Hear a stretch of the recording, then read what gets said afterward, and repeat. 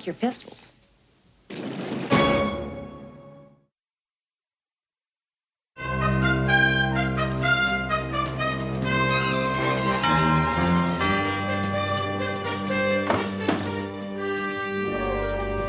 Must be an extra special VIP list for Houston to throw a party at such short notice. His invitation list looks like a who's who of international dollars. Oh, here comes someone now.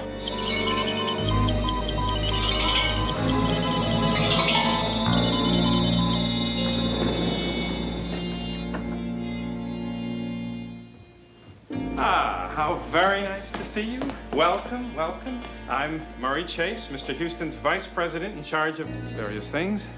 And you're, please, don't tell me. Mr. Houston sent me a telegram with all of your names on it. Oh, what did I do with that telegram? General, I think? Malcolm Abercrombie, and this is my wife, Celeste. Lady Celeste. I'm Murray Chase. Yes, so you said. Derwin Dunlop. Yes, indeed. The Derwin Dunlop. The genius who invented the Exodus home computer. I'm very anxious to meet with the great Mr. Houston and to do business with him. Oh, yes, indeed. It isn't often one gets a personal invitation in the form of a telegram to get in on the ground floor of a multi-million-dollar Houston Industries ploy. Well, right this way, please. Thank you. Oh, just make yourselves comfortable and I will join you in just a moment. Girls, thank you very much. I really appreciate you doing this. A Sunday afternoon, you're lucky to find us in. Well, it's like I said, I didn't even know about it myself until this morning. But, you know, I can't figure out still why Houston didn't phone me. I mean, why did he send me a telegram instead?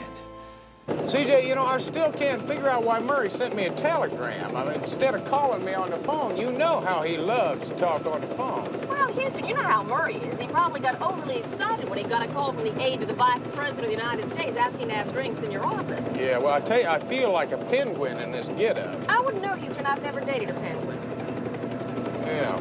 Well, CJ, listen, would you remind me to get away from the Vice President as soon as possible? I got something real important to do tonight. Houston, what could be more important than being the keynote speaker at a banquet honoring the Vice President of the United States? You know, I'll tell you something. I promised little Tony Novelli I'd be at his first communion party tonight, and that's very important. See, he's my buddy.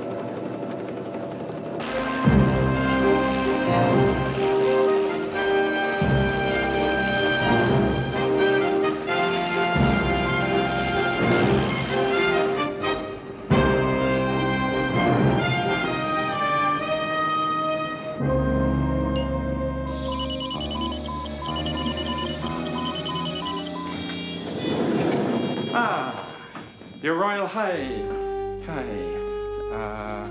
What does one call a Maharaja?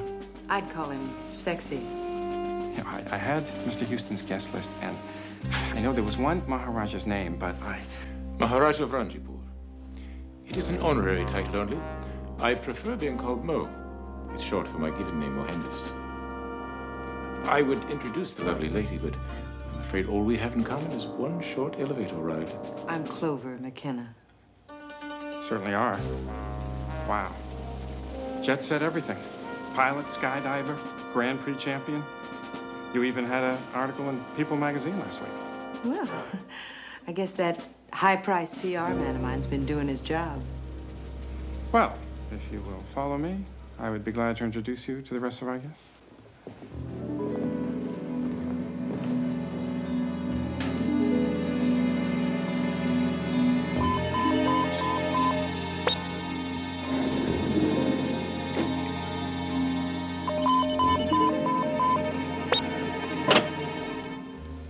No, thank you, of course.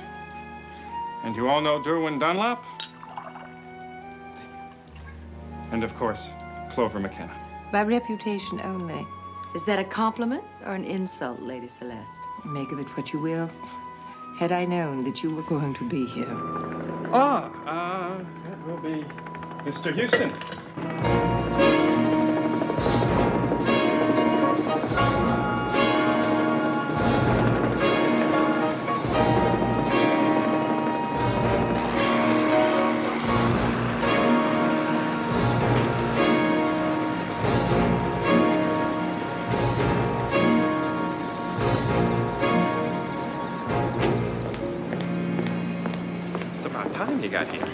party start without me? Well, I wouldn't exactly call it a party, but your guests are here. My guess. Murray, I did...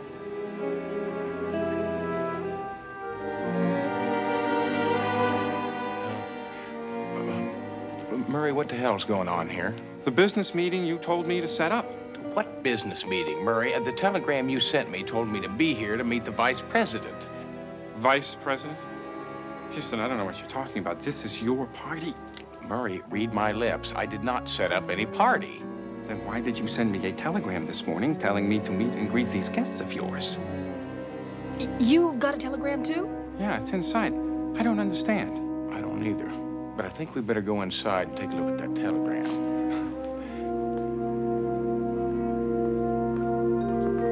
Well, Clover, I mean, what a surprise. Would you look at you? Oh, Houston. It's been a long time. Well, it has been a long time, yes. Well, I've got a problem, What's Clover. I'd say I'm just wondering why you and all these other people are here. Oh, you're kidding. Well, you invited us. Yeah, that's what I heard. Listen, why don't we go meet some people, all right? Excuse me, ladies and gentlemen. My name's Matt Houston. Derwin Dunlop. Derwin Dunlop. It's a pleasure, sir. And you're... Maharaja Frangipour. Nice to meet you, and Malcolm Abercrombie. My wife, Celeste. It's quite a pleasure.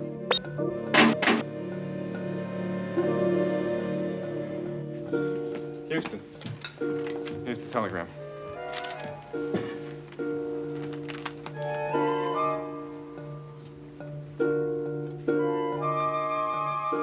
Well, according to this, folks, I did invite you all here, but there's just one small problem. See, I didn't send this telegram. Well, here's the telegram you sent me.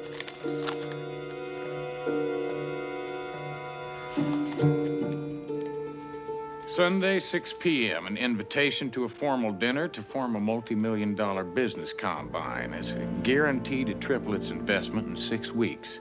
And it's signed Matt Houston. A duplicate of the cablegram I received. And I. Well, it is obvious that we have all been duped. Is someone playing a joke? If they are, I may know the reason why. But you're not going to like it. Well, give it your best shot, Maharaj. Aside from your two business associates, Miss C.J. Parsons and Mr. Murray Chase, we all do have something in common. We... You all right? Oh! C.J., paramedics, pronto.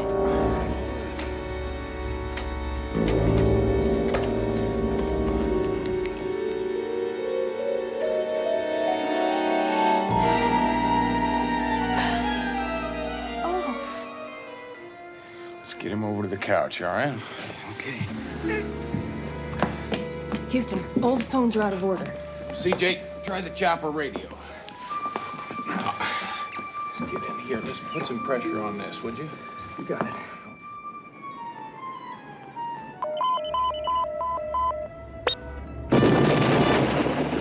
Buddy, stay put.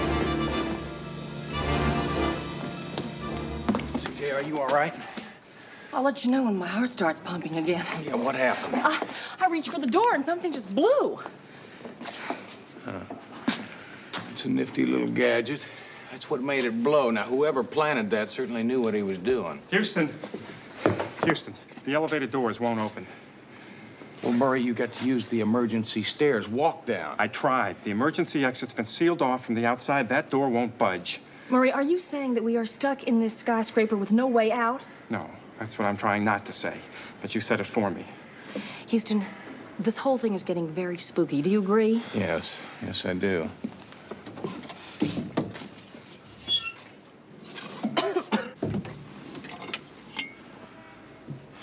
Well, you can forget about the radio. Will the chopper fly? Not even if Superman strapped it on his back. I'll tell you, we've got no phone, no radio, no helicopter. We got no elevator and no stairs. What we've got is a bomb and a poison dart. It's just not my idea of a fun party.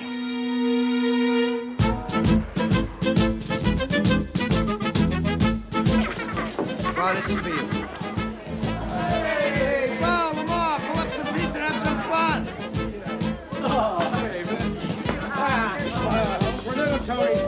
hearing you. Grande, Mr. Bo. Mama, you're back wrong again. I'm Lamar. And I'm Bo. Well, whatever. Oh, Poverino, what was going on? One of these days, he's gonna learn to stay on his horse.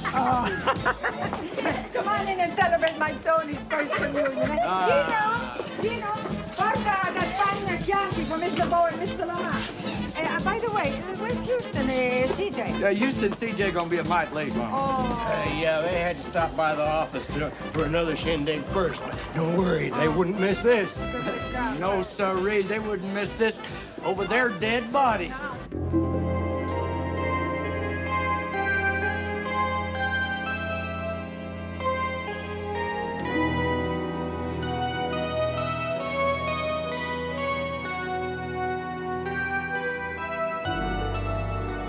The important thing is to make sure that all those folks out there do not panic. And we got to jump on this thing, Murray. I want you to entertain them and just make sure everybody stays calm.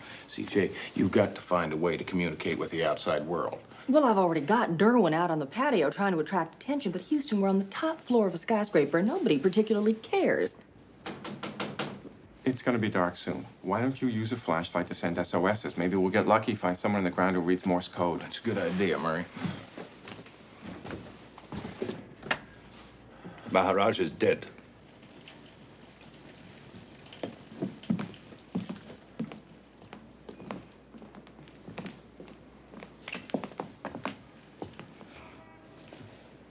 It'll be all right. Don't you touch me, ever. Charming. Any luck? I dispatched 2 squadrons of those planes, each with its own SOS message. I managed to attract absolutely nobody. Well, that's par for the course because there's not much foot traffic in this part of town on Sunday evenings. Good. That means people won't get wet. There's a storm blowing in. Phones are working. Listen, don't talk, just listen to me. My name's Matt Houston. We're stuck on the 4th.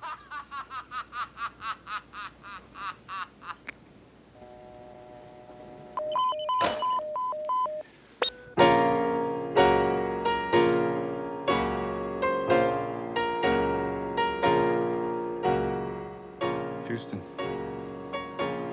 That's the funeral march. Yeah, I know, Murray. Someone's got a very lousy sense of humor.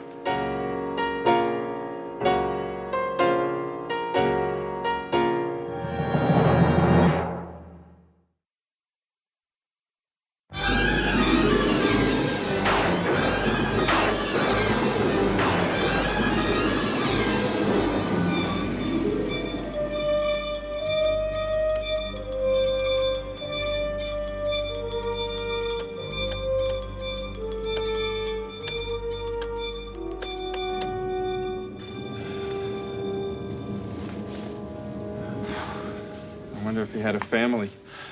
I couldn't tell you, Murray. I never met the man before today.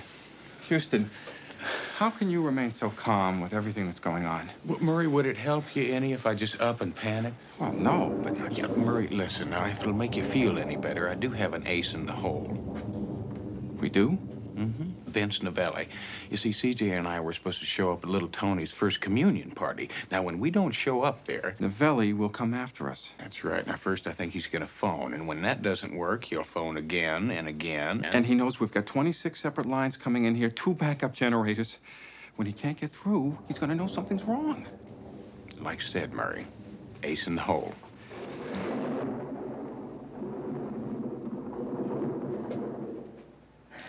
How about a drink, your ladyship? I'm buying. Well, here's to marriage. A female plot to add to man's responsibilities and subtract from his rights. What would you know about marriage? You have never had the decency to marry any of your lovers. Maybe I've got too much decency to marry them. Well, it looks like you're hard at work here. Did you find anything out? Yes. Your piano has been rigged to play by remote control. Remote control? Is that a sort of channel selector thing like people have on their television? Basically, yes, but far more sophisticated. Yeah, well, listen, whoever our mystery man or woman is, they've got a series of buttons that can, well, control the elevator, the piano, the phones. It can even blow up a mini bomb and fire a deadly death dart. And I'm just concerned about what they've got up their sleeve next. You had to ask? What's going on? You're supposed to be sending an SOS, not responding to one. CJ, have we got any more candles around here anyplace? I'm downstairs in the gym. I'll go get them. Well, good. Murray, you stick close to her. I mean, really close. You bet, boss. Thanks, Houston.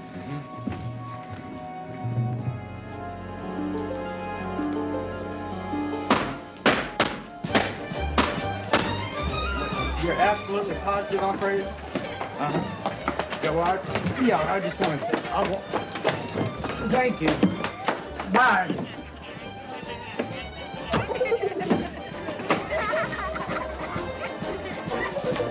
Hey, Houston's phone's still out of order. Relax, Bill. Go back to your table. Sit down. Eat. Drink. Later, we'll open up Tony's trunk. That's good stuff. Wonder what they call it. Mine.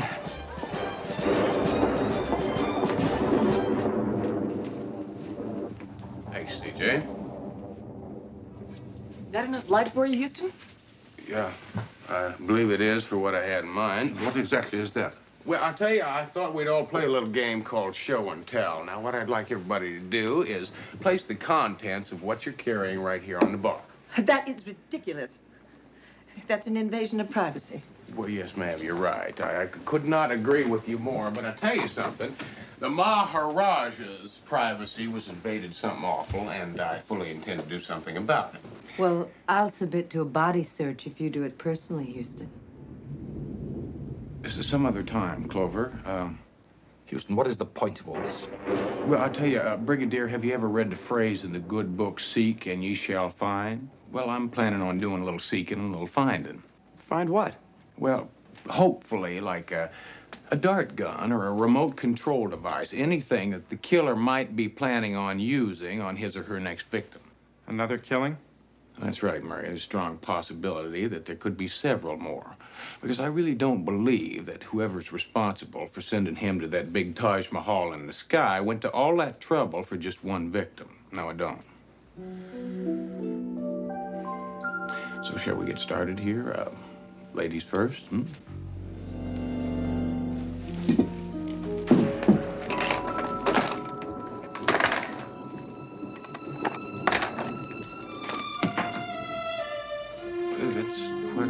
Lady Celeste. Letters are personal. You can hang on to that if you wish. Thank you.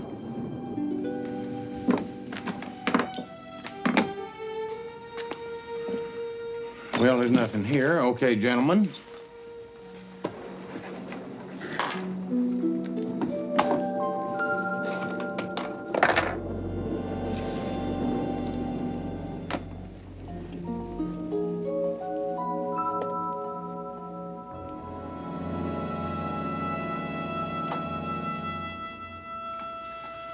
Well, there is no remote control device or no dart gun, so I think it's about time we switch games. Let's say 20 questions. And the first question, ladies and gentlemen, is which one of us killed the Maharaja? One of us. Come off it, Clover. I mean, there is a man dead here, and I do not see any other suspects floating around. Now, let's just take it from the beginning, all right? Now, we do have the dart that killed the Maharaja. May I see that? Certainly. This dart is used by Central African natives. I've seen these hellish things when I was there. They're tipped with a deadly, fast-acting poison. Yes, well, so we've seen. But I tell you, the question is, has anybody else here been to Africa recently?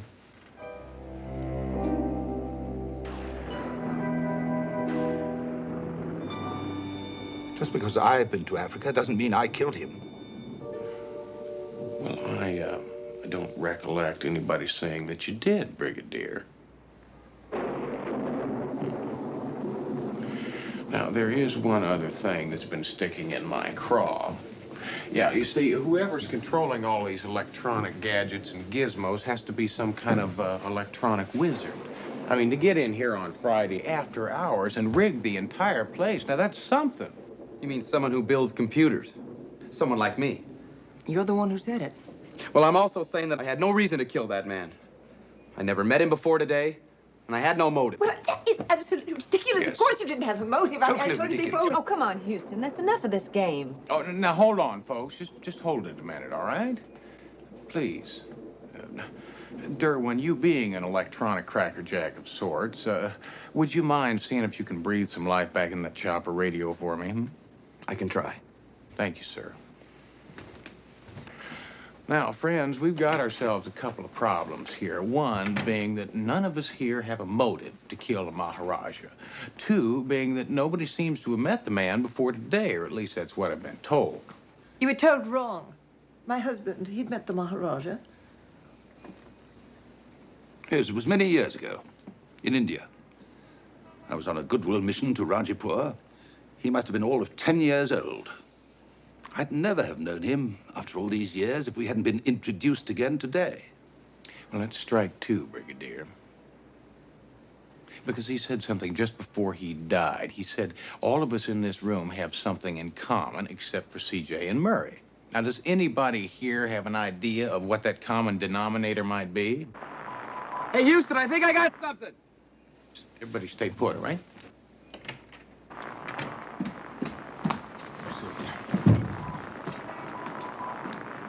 Mayday, Mayday, come in. Can anybody hear me?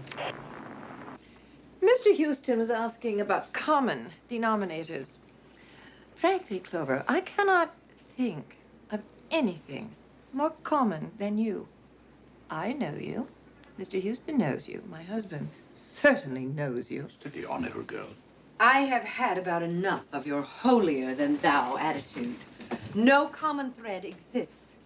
Derwin was a total stranger to me before today, so you can kiss your theory goodbye, Lady Celeste. I'd rather you kissed my husband goodbye, you adulterous tramp!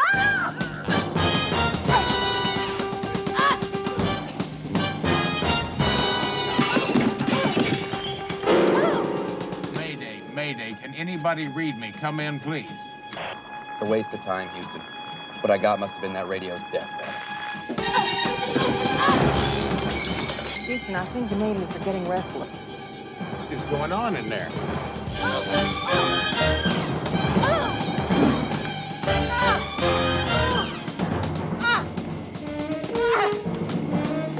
What is that?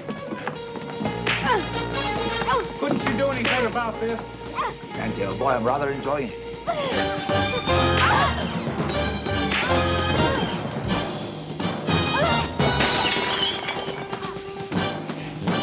Ladies, come on, now, ladies.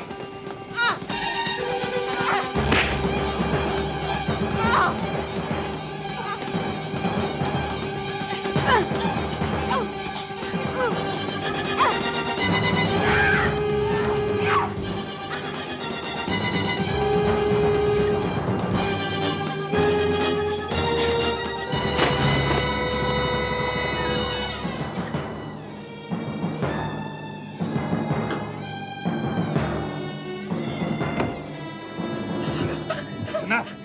You're supposed to be a lady. Let me go!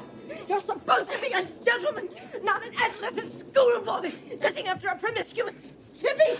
Please, please, let me go! I want to get out of here!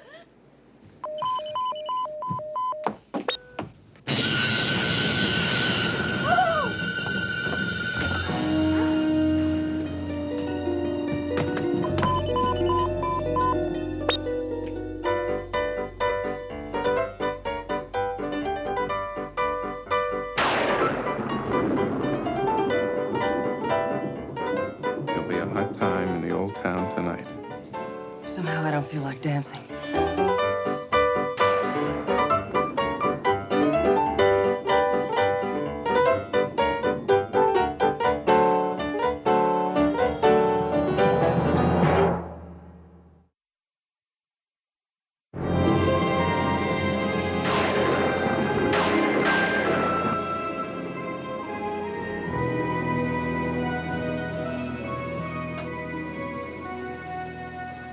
Lady Celeste's purse.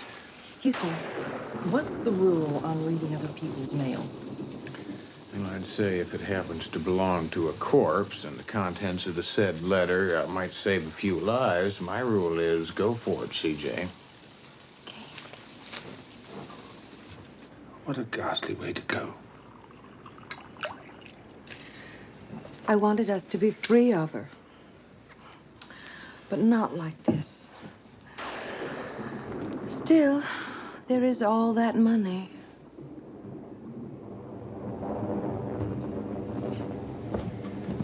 Well, what'd you find out? Well, if we were planning a stroll on the patio, our killer just canceled it. Yeah, well, that's what I gathered after what happened to Lady Celeste. How does that thing work? It's an electronic force field. Electric eyes on either side of the door. Break that beam by walking through the field and, well, you saw what happened. Yeah. Yeah, I tell you what, let's try something.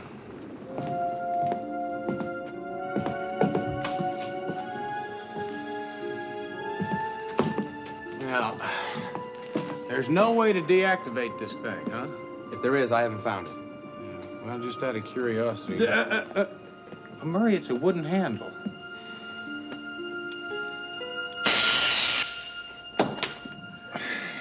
Great. Now we're really trapped. We can't even get out on the patio to send an SOS. Well, tell me something, Dr. Wizard.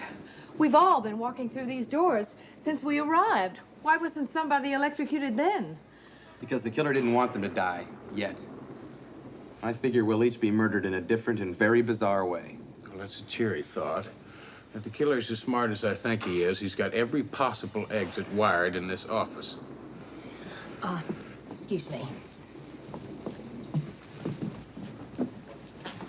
Houston, I just read Lady Celeste's letter. I suggest you do the same thing.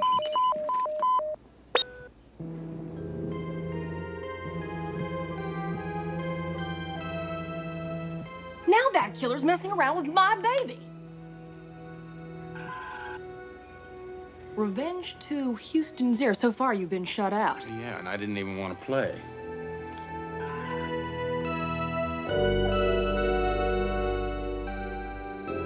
The guilty 6 must die, including you, Houston Wonderful. Yeah, how come I get special billing? What is this? CJ, I do believe Mr. Revenge is having some fun with us. He's spoon-feeding us clues.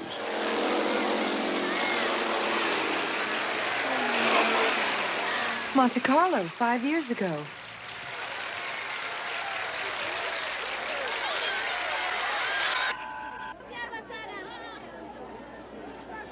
Must be Rajapur. That's the late Maharaja. He's viewing India's Republic Day parade.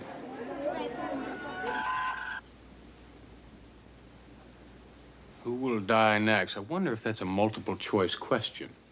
Okay, that's it. I'm taking control of baby right now.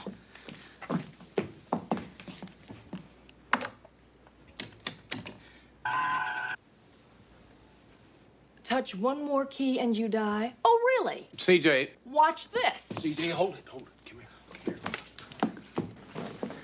Just hold your horses.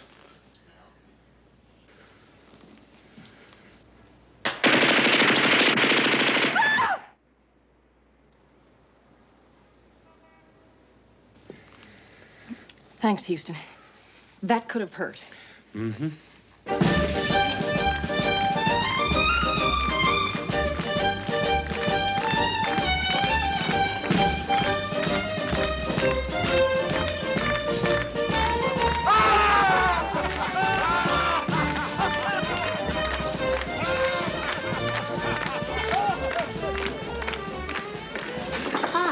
When's Dr. Houston going to get him? I don't know, son. I just called his office and the phone is still out of order. Tesoro, vieni qua, vieni. Come on and dance with Grandma. I want to see you shake, rattle, and roll. Vieni, Toto. Any word from Houston? No, I'm gonna send the patrol car around and check his building out. Patrol car? You figure something's happened to him? No, all I know is he's got 26 phone lines, 2 backup generators, and I still can't get in touch with him. If he's in that building, it doesn't make any sense.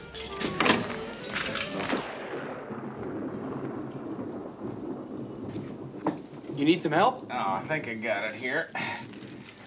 You know, it looks to me like this was electronically aimed and fired. At me? Well, not at you specifically, CJ, but where you were sitting.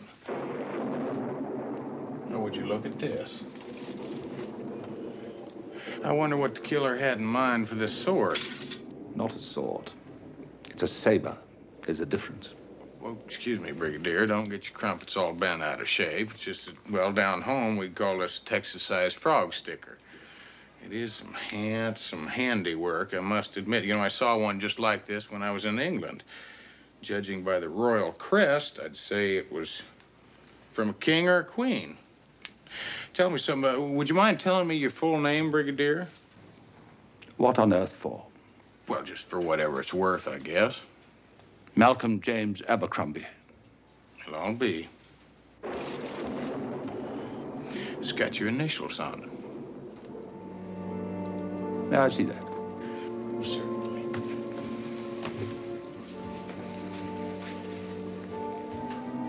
It's mine. How on earth it got here, I have no idea.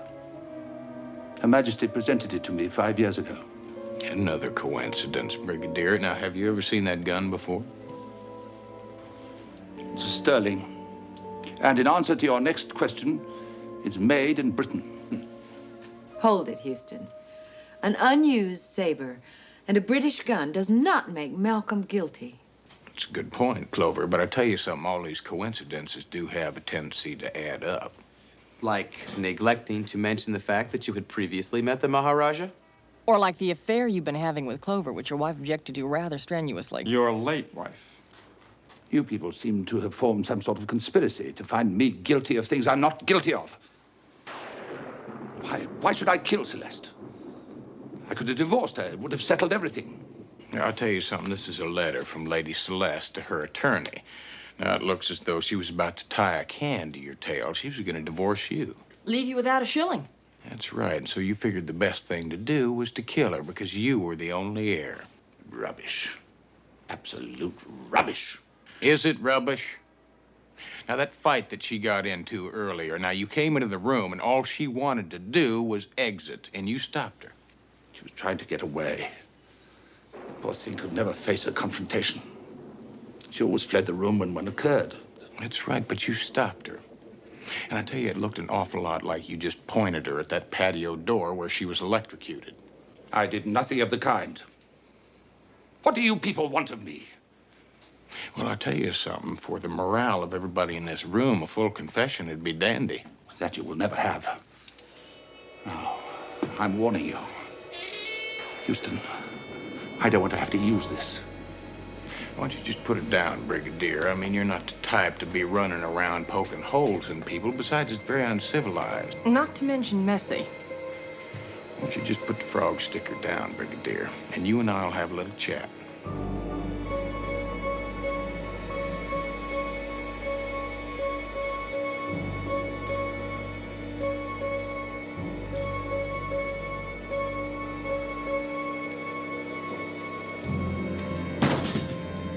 Yourself a seat. That's more like it.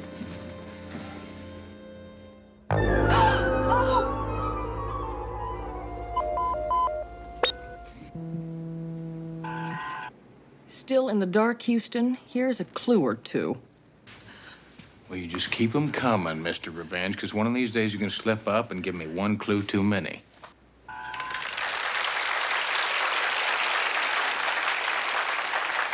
Where did that film come from?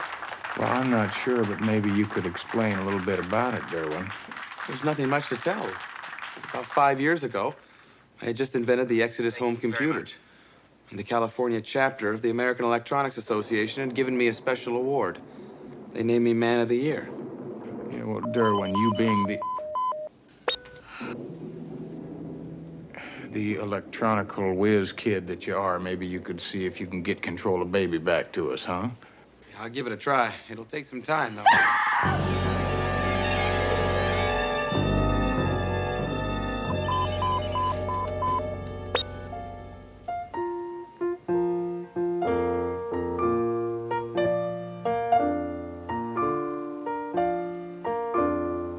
Taps. Yeah, but for whom?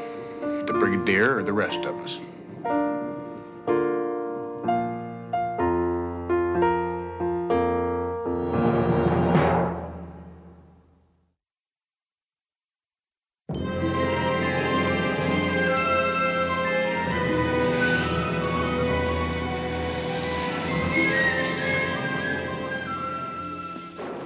It's 3 down and 3 to go, Murray. Houston, something has got to be done. Murray, I'm working on it.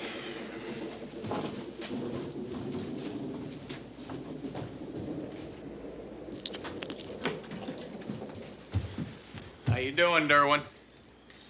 Well, it's not easy, Houston, but I'm getting there.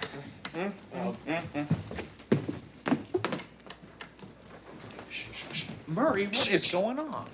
Houston, letting that person work on Baby is a monumental mistake. You said it yourself. Practically everything in this office has been electronically rigged, and Derwin's... I know, is an electronic genius.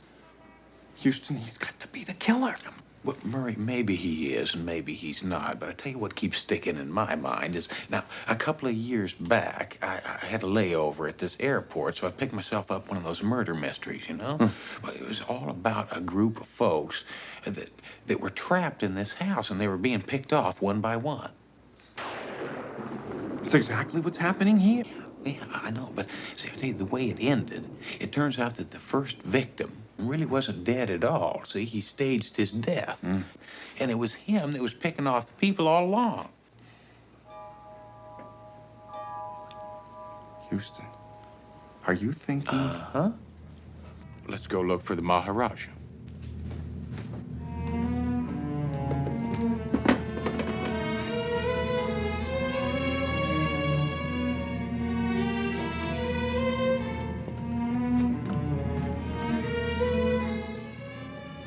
Houston, they're all gone.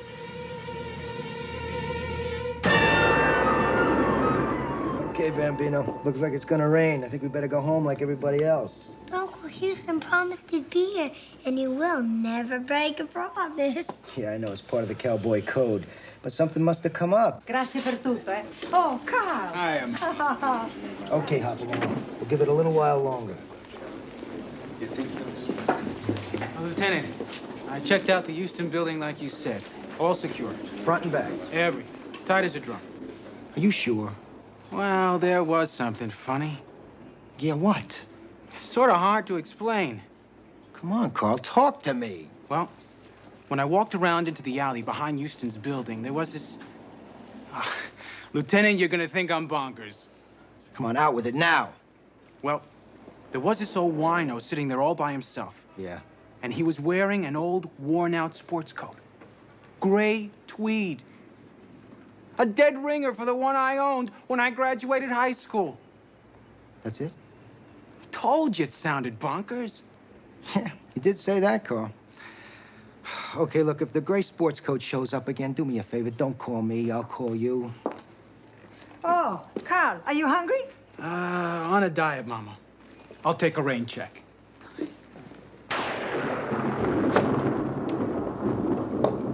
Well, that should do it. I did a bypass operation on her. You should have control now. I told everybody you were a genius, Derwin. I knew you could do it. Yeah, listen, CJ, would you put up that Indian parade stuff with the Maharaja in it? Okay. Since he was murdered first, let's stick with him. What do you expect to find, Houston? Well, hopefully a little proof that I really did read all those chapters in the book. And the Maharaja faked his death. Oh, Houston, you took his pulse. He had to be dead. Either that or he found a way to make us believe he was dead. How? I'll tell you, Murray, there's several different ways you can do it. Now, there's some drugs. They're not your average, everyday, over-the-counter drugs, but there's a few of them that will suppress the vital signs temporarily. Now, hold it, CJ, would you blow that up a little bit?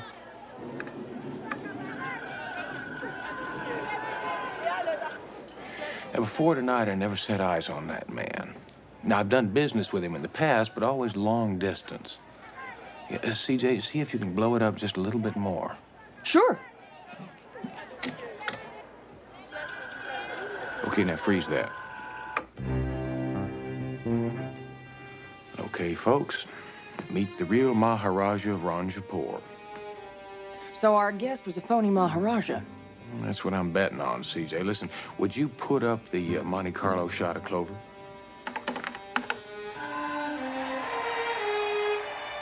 Now, when was this taken?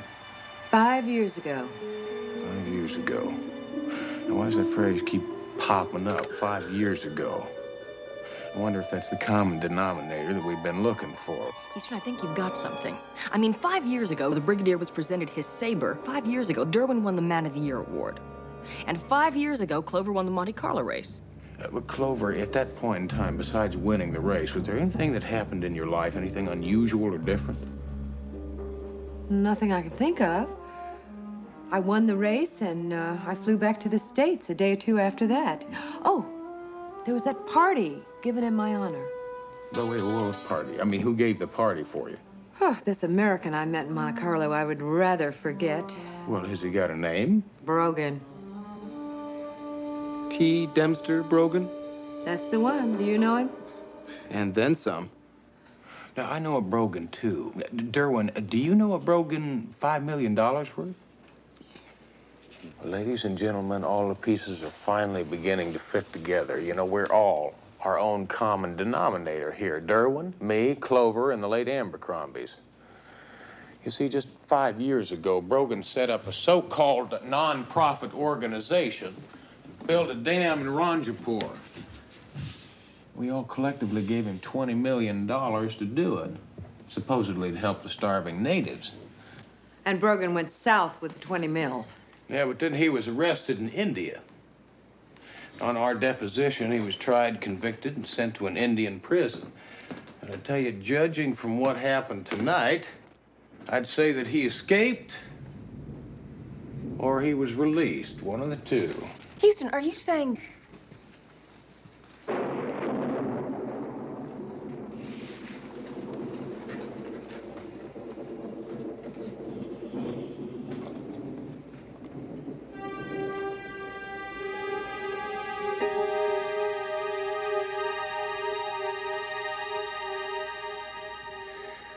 Well, Mr. Revenge Brogan, guess who? I know you're in here. And I'll bet you $1 you've been using my elevator to come and go as you please, and I'll bet you're in there right now. Now, I know you got your heart set on killing me and Clover and Derwin. I'll tell you something, it'd be a very big financial mistake, because if you kill me, I can't write you a big, fat, blank check. No, and I know you got very expensive habits. So what do you say, Maharaja? Why don't you come on out of there and we'll all hunker down over the checkbook here and get this thing squared away, huh?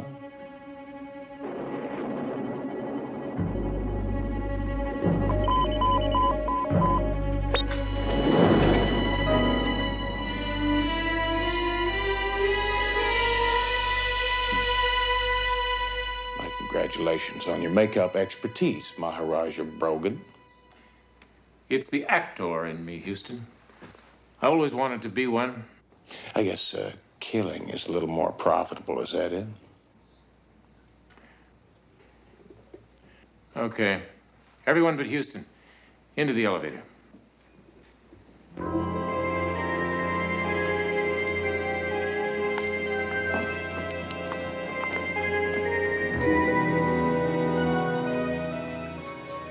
Our friends stay locked in while you and I hunker down over your checkbook.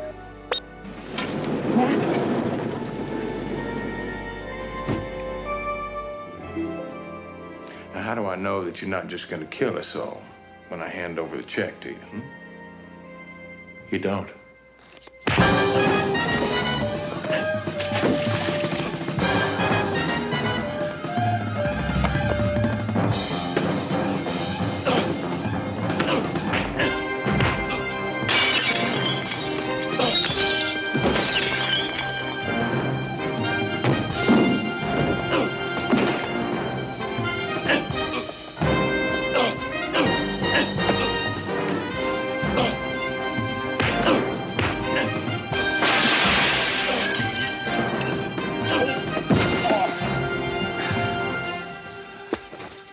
Thing hasn't been fired since my great-granddaddy used it in his last turkey shoot.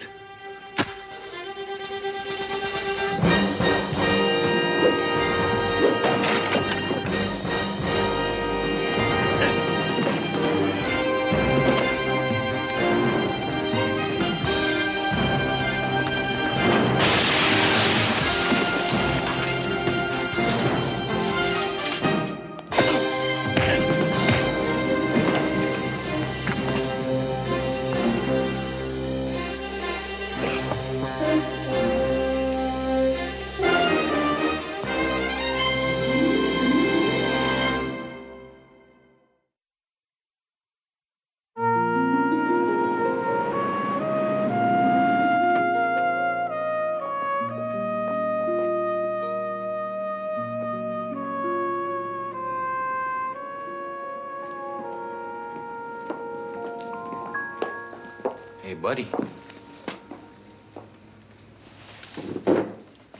Uncle Houston, you promised you'd come. I knew you'd keep your promise no matter how long it took. Well, partner, what are you still doing here, Houston! Oh, guarda, guarda, guarda.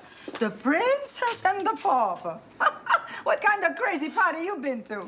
Yeah, Houston, what happened? You look like somebody used your face for a soccer ball. Well, it's really not that bad. See, Vince, we went to a terrific party. I mean, all kinds of nifty people. Real nifty people. Maharajas, the English aristocracy, a brigadier. Yeah, that's right. And you know how those things are. I mean, we just kind of got trapped. Good point, Houston. Mm-hmm. Houston, I'm so glad I finally got you. I've got good news. The coroner found the other two in the stairwell. And I've got better news. The bomb damage to the chopper, the machine gun holes in the furniture, the broken picture window, and the bloodstains in the carpet, all covered by insurance. $50 deductible. Houston, what's he talking about? I have no idea.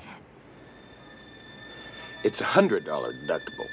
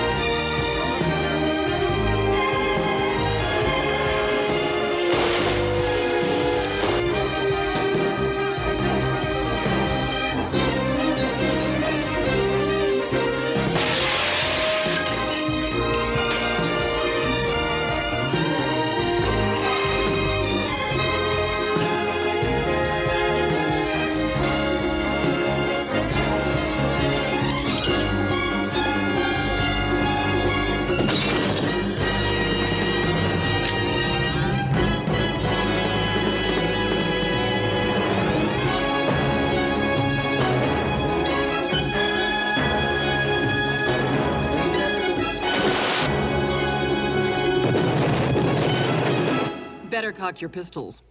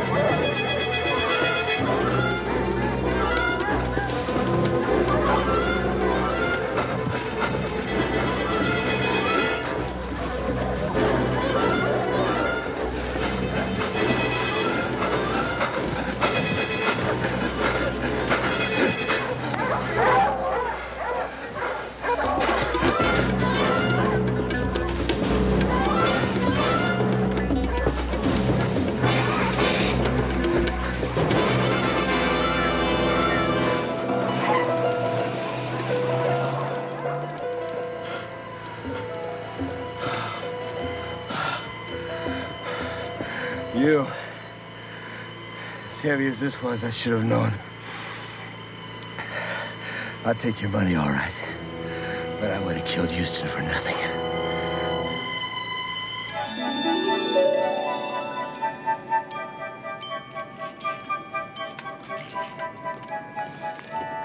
Come on, Houston. For crying wine in a bucket. Let's open some more of these. Well, now, come on, we gotta save a couple for when Mama, Vince, and the kids get here. I mean, they want to open some. Just one, maybe two. Bo, didn't your mom ever tell you about what killed the cat?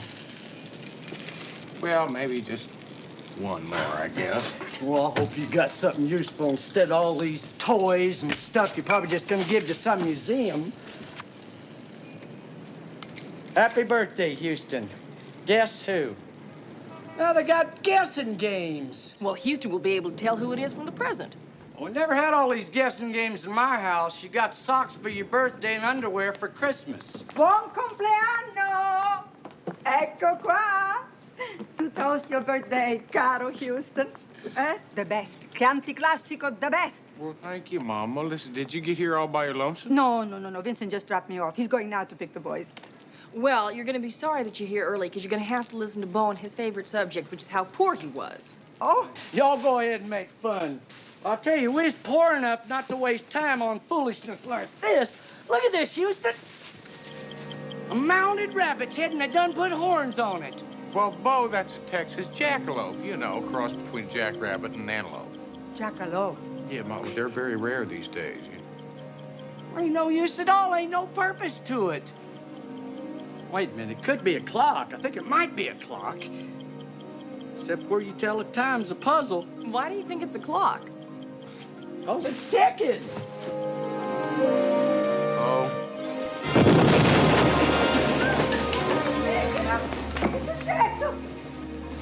Houston. CJ, I'm not getting any pulse. Oh, mio Dio, che disgrazia. Wait. He's still alive. I'll call the hospital. I'm gonna stay with him, all right? Oh, Vergine Santa, perché non muoia. Dear God, please don't let him die. Oh, poor Bo. Poor Bo.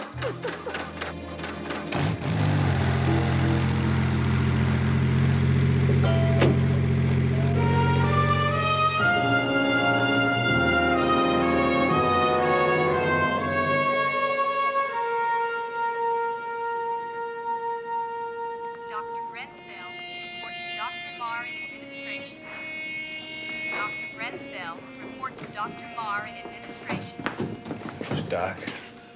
Well, your friend has had a lot of luck. If you hadn't gotten him to the hospital so quickly by helicopter, well, I can't promise he'll stay as lucky. He has a severe concussion. There's a subdural hematoma. Listen, Doc, if you'll just speak English for me, it'll make this whole thing a lot easier. But if there are any next of kin, they should be informed. He hasn't really got anybody. I guess I'm about as next to him as anyone. And we'll hope he continues to be lucky. Bartlett, call physical therapy on 214. Nurse Bartlett, call physical therapy on... Houston? I don't know. The doctors are doing everything they can, but I just don't know right now. Houston, come on, let me help. Will you remember me? I'm the police. We know who did this, Vince. We know. No, we We know who did it, Vince! What's the matter with you? Don't you read the news? Look at this. Huh? This man is a contract killer. I'm the one to put him away, Vince. Now, he swore if he ever got out, he was coming after me. Well, he filled his end of the bargain. He's out. He gave it his best shot. Now it's my turn. This is just a little something for the paper boy, all right? Houston, you can't do it this... CJ, we've got work to do. CJ!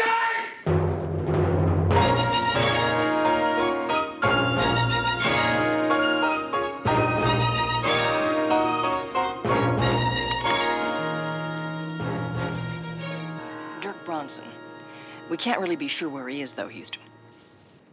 But his last known associates are labor racketeers. And he worked for this man, Fred Bothig. Apparently they're quite tight, but whether or not Bothig had anything to do with the breakout, nobody knows. Well, he knows where Bronson is, and that's all that matters. Houston.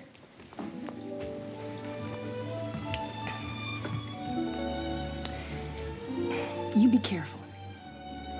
You be real careful, okay?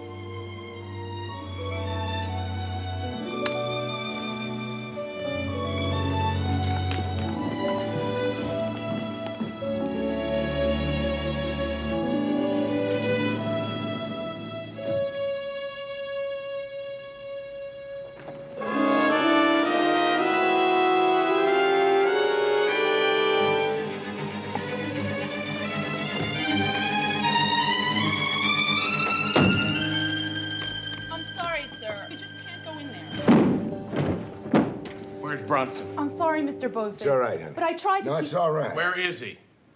What is this? No introductions, no hello, no nothing? I asked you, where is he?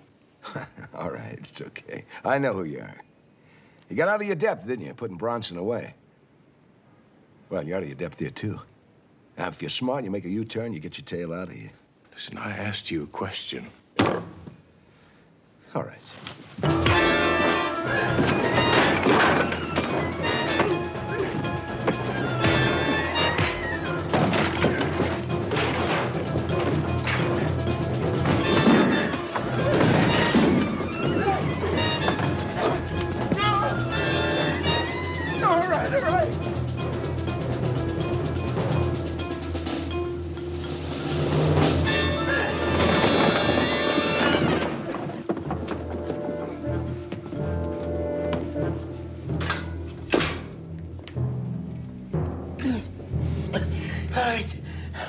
All right.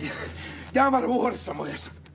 I don't know, maybe the marina or something. I don't know. I didn't talk to him. I just heard that. You're a dead man, Houston. I mean, you think you're smart, don't you? Well, you're dumb. You're chasing your tail around trying to find Bronson. You got emotional on this one. It's a big mistake. You should have just stopped and tried to figure it out. So why don't you educate me? All right. How did Bronson break out? I mean, he didn't blast his way out, did he? You wonder about that, huh? He got out easy. He greased his way out with money. I mean, that's big money, too. Bronson doesn't have that kind of money. So somebody broke him out. Yeah, all right, you win a cigar on that. Just to get to me. Oh, well, you win another cigar. All right, who did it, huh? Why don't you try for the big stuffed panda up there on the shelf?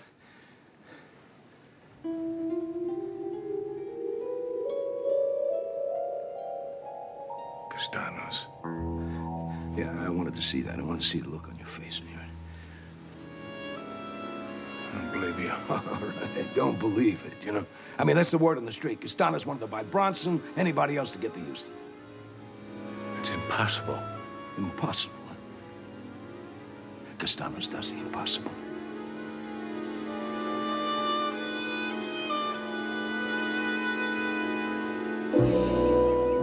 It can't be done, that's all there is to it. Simply no way Mr. Castanos could operate from here.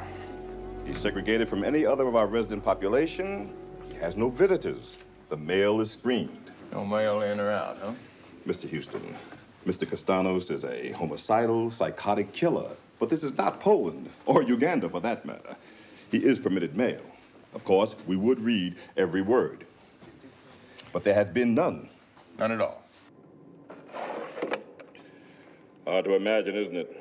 One of the world's wealthiest men.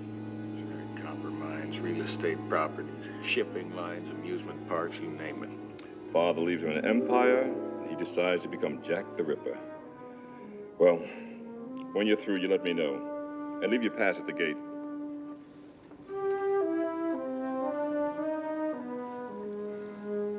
Happy birthday to you. Happy birthday to you. Happy birthday, dear Houston. Happy birthday to you.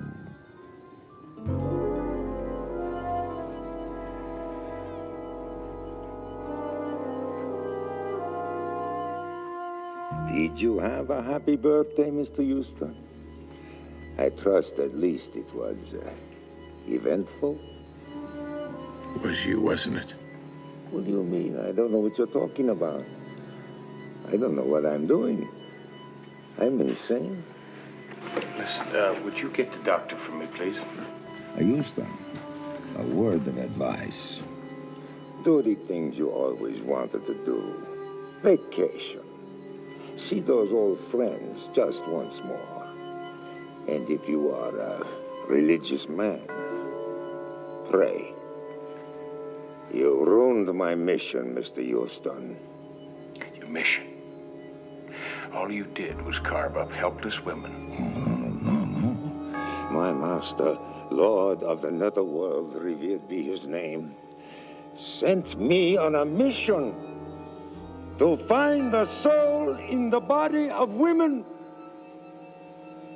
Inside them. I looked everywhere. You stopped me from finding it. Maybe your associate, that C.J. Parsons. Maybe she is hiding it from me. Inside her body. Listen to me. If anything happens to her... Temper, Mr. Houston. You really got them all fooled, don't you? I should have killed you when I had the chance. You can't kill me. The police can't kill me. How many bullets did it take for them just to capture me? The doctors say I am a miracle, which I am. Tell me about Bronson. Bronson is one. There are others. It is all arranged. I have put it into work. They are going to kill you, Mr. Houston. I chose only the best people. You are going to die.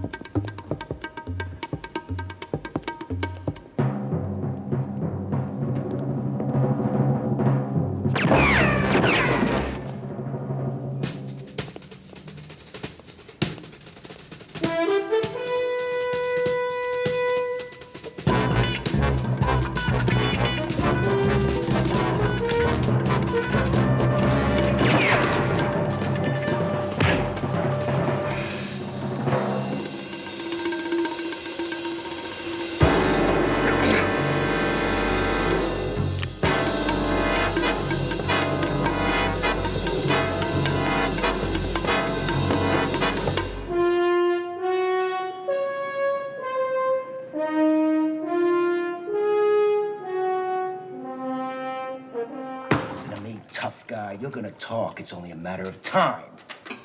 Kiss off. Get it, Vance. He's too tough a guy. Yeah, you see, tough guys, they consider it gauche to talk, especially where he's going. Back to McNeil's Island, forever. Yeah. Yeah, Vince, there's just no way to make a tough guy talk these days. I mean, your old proverbial rubber hose, no, that's gone. It's all a thing of the past. Hey, pal. You put a mark on me in here, I'll scream for my lawyer. Well, listen, we wouldn't want to bend your civil liberties. No, we wouldn't want to do that at all. But I tell you what, we might tell a little white lie or two. What are you talking about? Well, I thought we'd make a couple phone calls, you know, to the judge, the DA, public defender's office. You let them know just how much you're helping us out here, how much you're talking to us, and make sure it goes on your record. Yeah, you send me back to the joint with snitch pinned on me, I'll be dead within a week. Is that right? Son of a gun.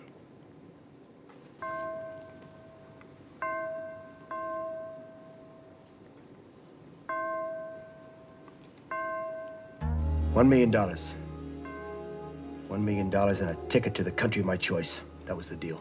The price to kill Houston. Yeah.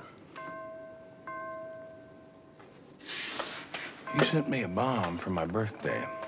It was Castano's idea. Castano said he hired 3 people to kill Houston. Who were the other 2? I don't know. Vince, why don't you make a couple phone calls? Hey, listen, I'll be straight with you guys. How'd he get in touch with you? What are you talking about? I'm talking about Castanos. Now, he is supposedly in an institution where he has no contact with the outside world, yet he got in touch with you, he got in touch with the others. He arranged prison breaks. Now, he's got to have a man on the inside. It might be a doctor, it might be an orderly. But I tell you something, you best tell me how he got in touch with you.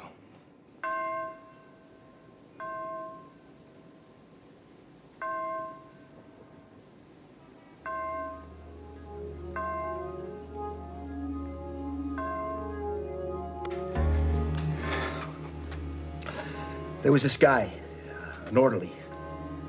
His name was Felix. If anything we needed, we'd put the move on him, and he'd get us what we needed.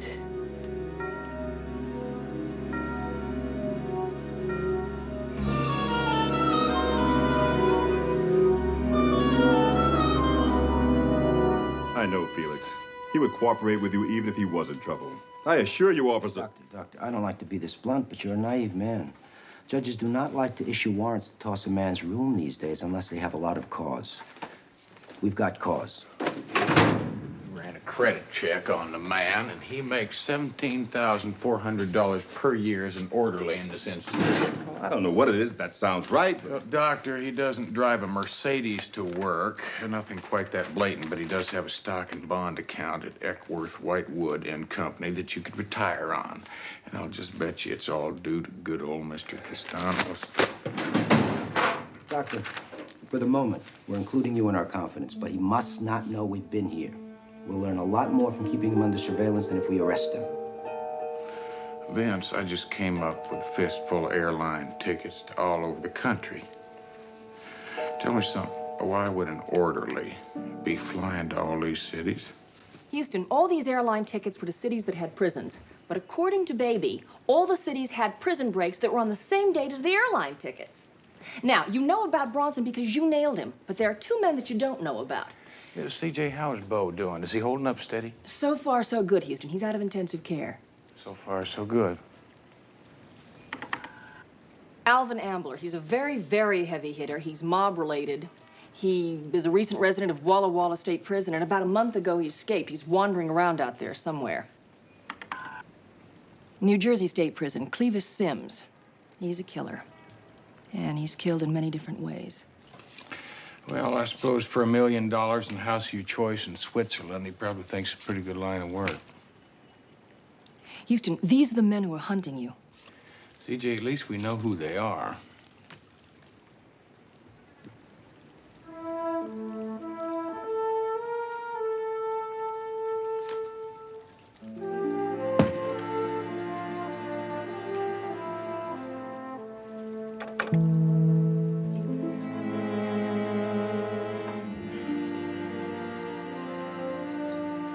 You had dinner yet? No, I haven't.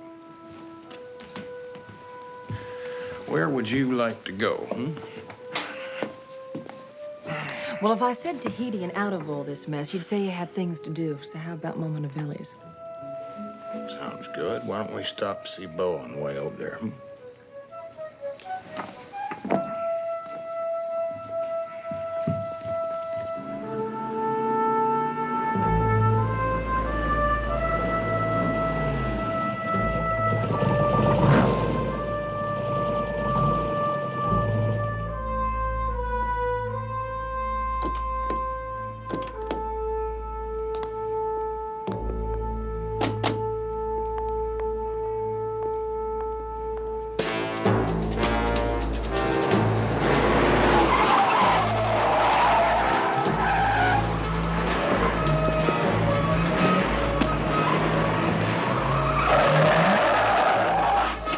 Stay down.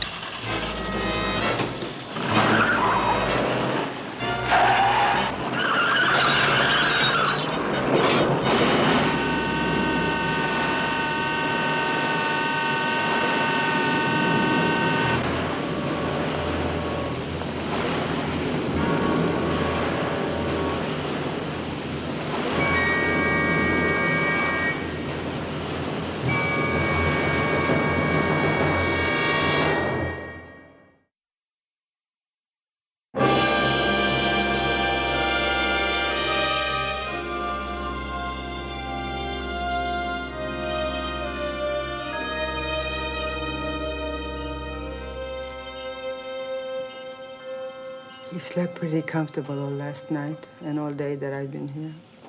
It's the best thing, Mama. I spoke to the doctor. He's encouraged. Encouraged? Nice word. But he won't say a thing. Siamo sempre lì. God makes the cure and the doctor sends the bill. Although I must say that this doctor seems to be a good man, huh?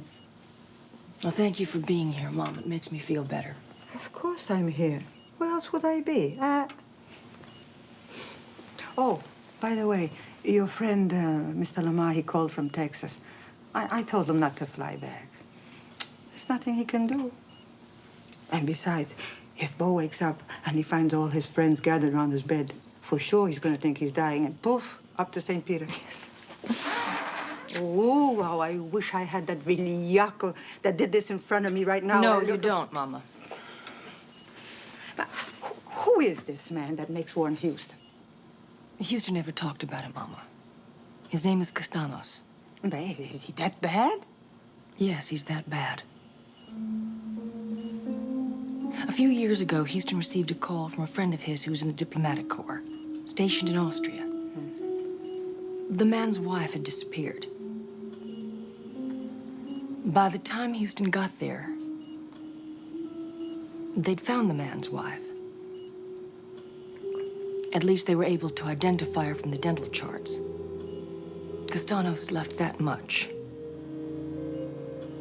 Houston tracked him all through Europe, from Vienna to Corfu, to Rome, to Paris. It was easy because he'd left a trail of bodies. Houston almost caught up with him in London, but the police there got to him first. London bobbies don't carry guns. 3 of them cornered Castanos. He killed all 3, bare hands. A madman. A madman's strength. Houston continued to follow him everywhere he went. He followed him until he caught up with him again in San Diego, and he put the police onto him there. Our police do have guns. But it took 13 bullets to bring him down. 13. Now you know why Castanos hates Houston. He's on his way to see Castanos right now. Mr. Castanos. Mr. Castanos.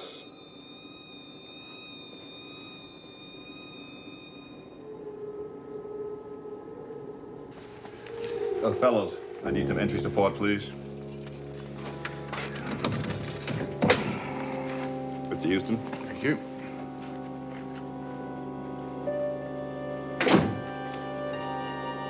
Castanos? Mr. Houston's here. He'd like to speak with you again. Oh, come on now. You've had 8 hours sleep like everybody else. That's not Castanos. Not him. Call the infirmary.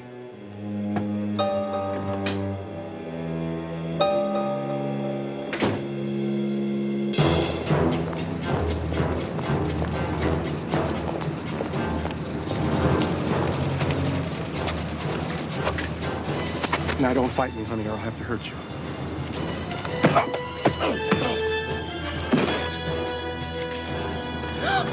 Officer, this man was trying to assault me. His name is Alvin Amstel.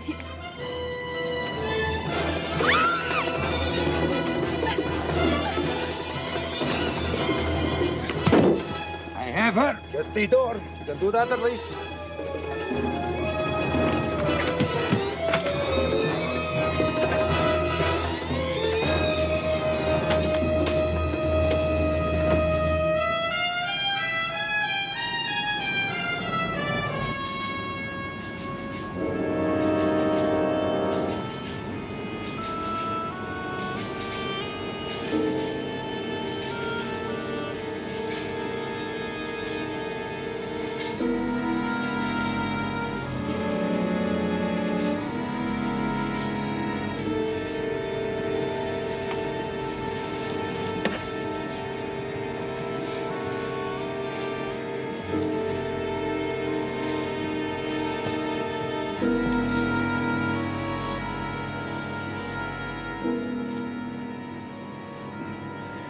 how wrong I was. How totally foolish of me to hire people to kill Houston. Why, that was not ordained at all. I think how much fun it can be. Why, it would be delicious to kill Houston myself, as it should be. The police are looking for you. I don't think they realize that this is personal between you and Houston. Oh, no. I'll tell them. If you let me go,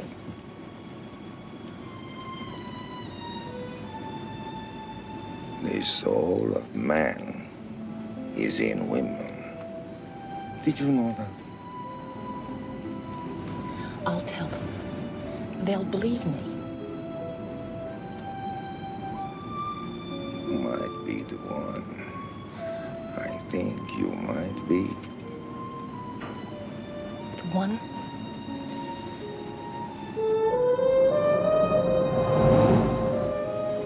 We're almost there.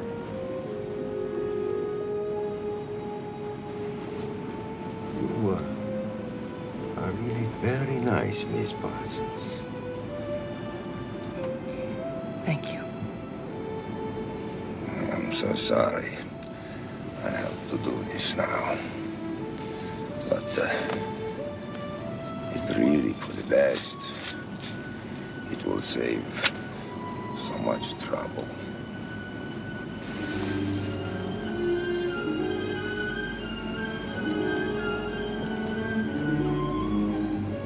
Damn it, Vince, don't tell me not to lose my temper. Now, you can't tell me in a town with 8,000 cops and one all-points bulletin that you can't come up with one lead. Look, when I know something, you'll know something. We're doing everything we can.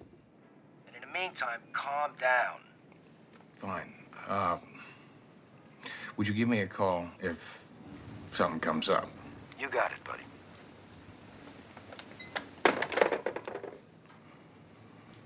CJ, where the hell are you?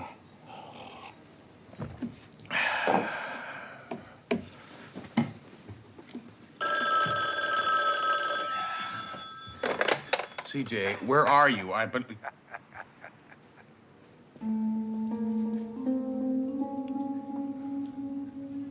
Castanos? I have her, Houston. Are you there, Houston? Do you hear me? Houston? I hear you. Do you know where I am? It has been closed since I went away. We can have it all to ourselves. Amusement park. Why not join me? Just you and CJ and me. Let us see what we can dream up for amusement. Yeah, well, I'm going to join you there, Castanos. Of course you are. Because you understand she's merely the bait for you. After you, I'll deal with her. And Houston, I think she's the one. This time, I think I'll find the soul. And Houston, alone. If I see the police, I start to work on her. I have had much practice. I can work very quickly. But then, of course, you know that.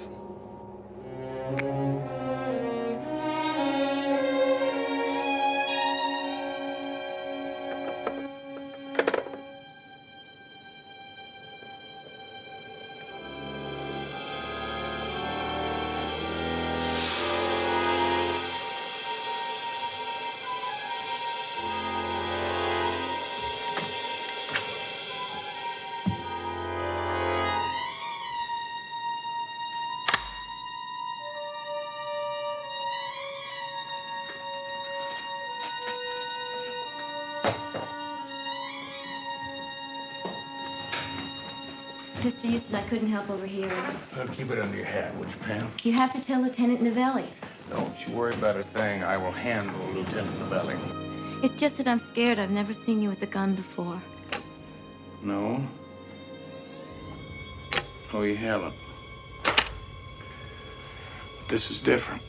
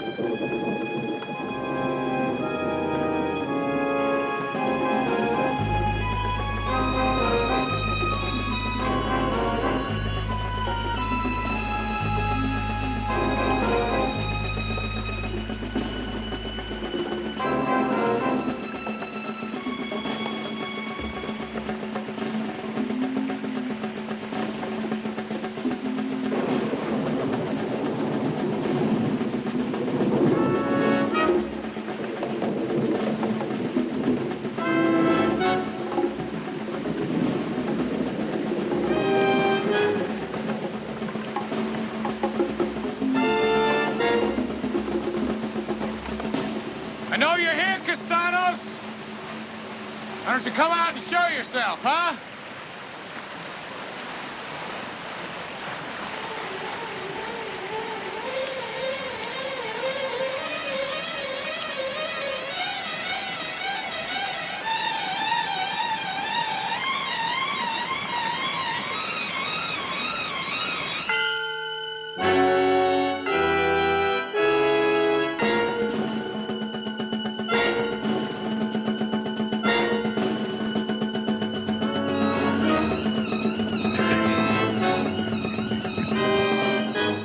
Welcome, Houston.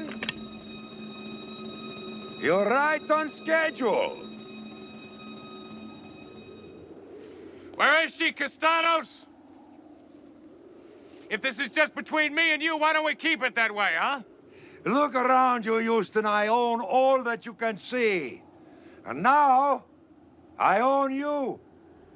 And later, I shall own her.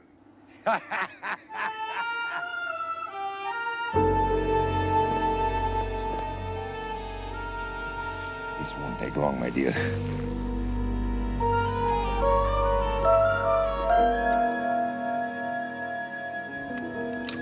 I'll be back soon. Don't fret now.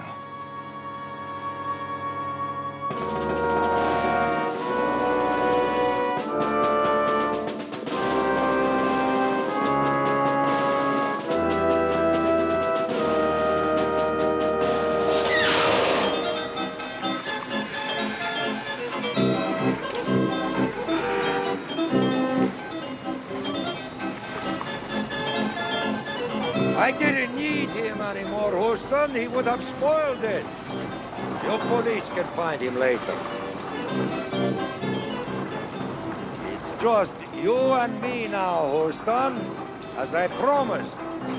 So, come ahead.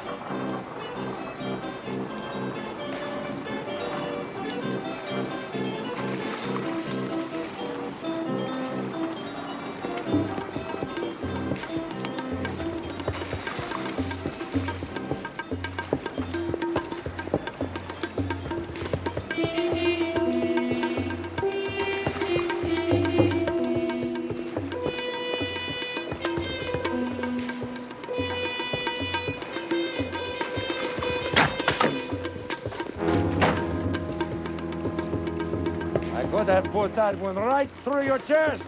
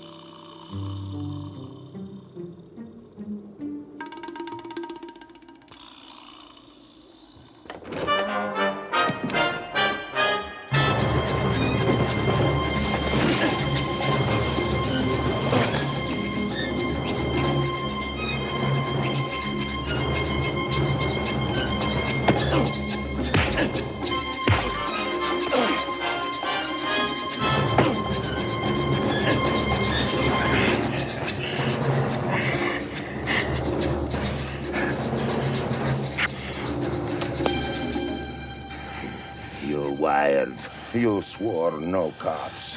You think I'd risk leaving her with you if anything happened to me? I told you what I would do. Let's roll. Move out!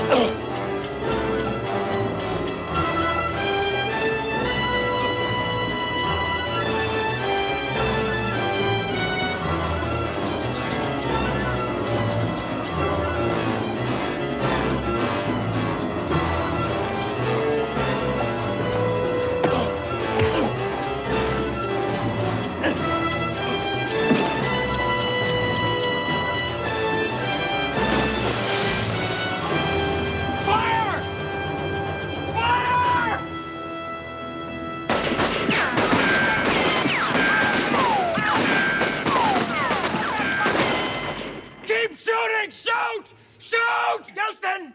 It's over!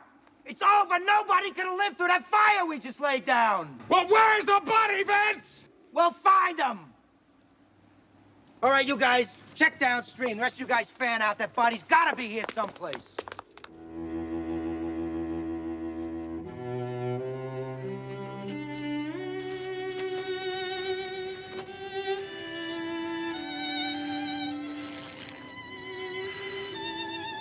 You all right? Houston, is it over? It's over.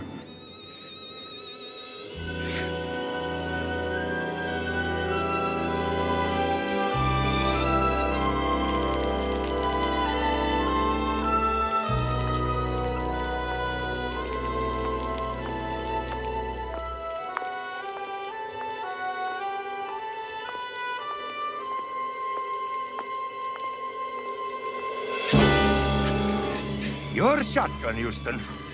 One shell left, but one is enough.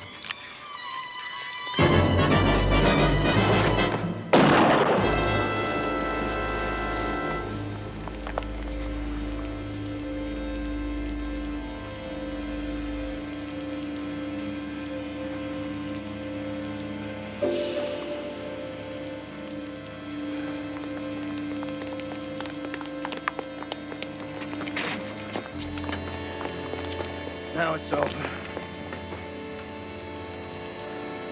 Oh, my God. He's still alive.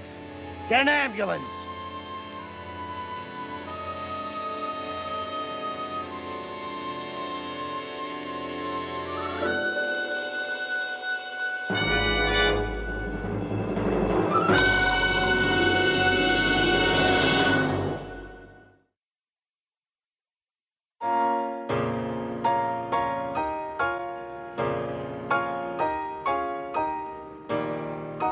I ain't so fragile, I need to be mollycoddled. I'll mollycoddle you over my knee. Wheelchairs are for babies. Besides, my head's what's got hurt, not my legs. Welcome back. Hey, listen, how you feeling? Now you listen to me, Senor Bo. You do as you're told and you behave. The doctor says you stay in the chair. You stay in the chair, capito? Capito. Ah. Well, there he is. Come on out here. Hey, welcome back, buddy. Good to have you. How you doing? Thank you. Oh, it's good to be back. Thank you. Thank you. These things are real. Oh, he's so stubborn and ungrateful. I mean, he says he don't need no help. Now, that was this morning before these spells started to hit me. Every once in a while, I feel sort of faintish. Yeah, well, I'll bet you it's nothing that something cold wouldn't take care of. You know, like a beer, right, girls? Yeah, I believe you're right. If you angels of mercy would be so kind as just direct me right over to the beer, I sure appreciate it. This way. Thank you. I'll tell you something, Mama. Sometimes I think that old boy's not as dumb as he looks. I don't know, Houston. Yeah. Ah! Get down in that chair. No, I'll tell him. CJ, what's the matter? That was the hospital. Castanos. He woke up in the hospital ward, Houston. Laughed at them. The doctors. Said he was amazed they could think he'd ever die. Then he tried an escape. Dove through the window of the hospital room. He was on the 14th floor. It's over, Houston. He's dead. Come here.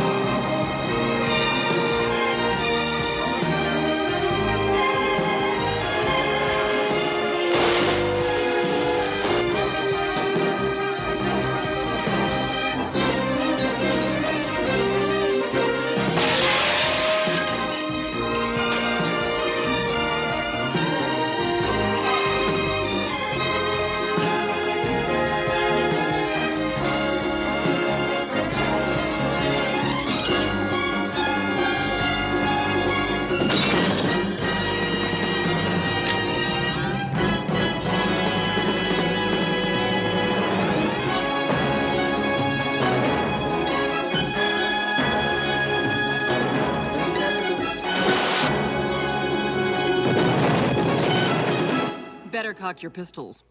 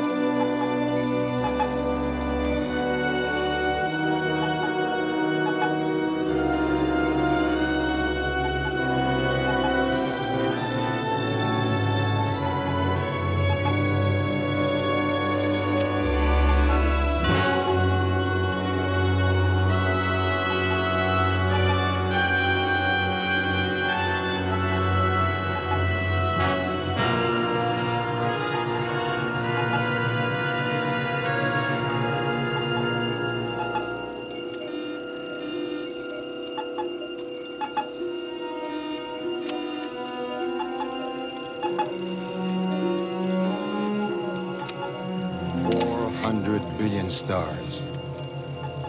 400 billion in our galaxy alone. I'm awestruck whenever I consider the sheer enormity.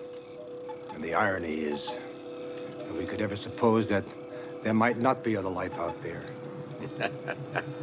We are all world-class scientists, Burke. You brought us out here to verify your alleged contacts. Are you instead going to subject us to a lecture from Astronomy 1? They'll come. Conditions are right, they'll come. We have been here 4 hours. I, for one, am very anxious to see what sort of trickery you have contrived. But let us get on with it. How dare you? This is me, Mardosian. You might fool these other puppies, but with me, you are out of your depth.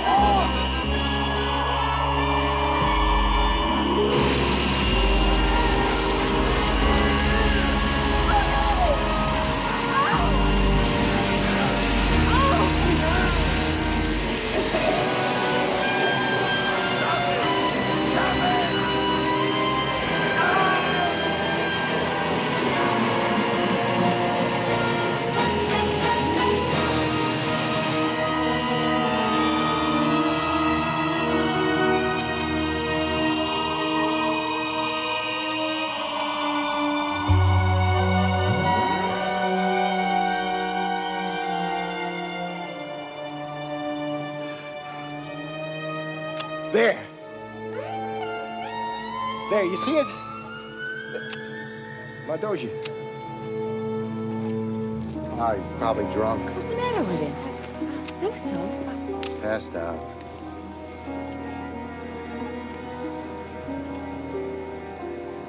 He's dead. What?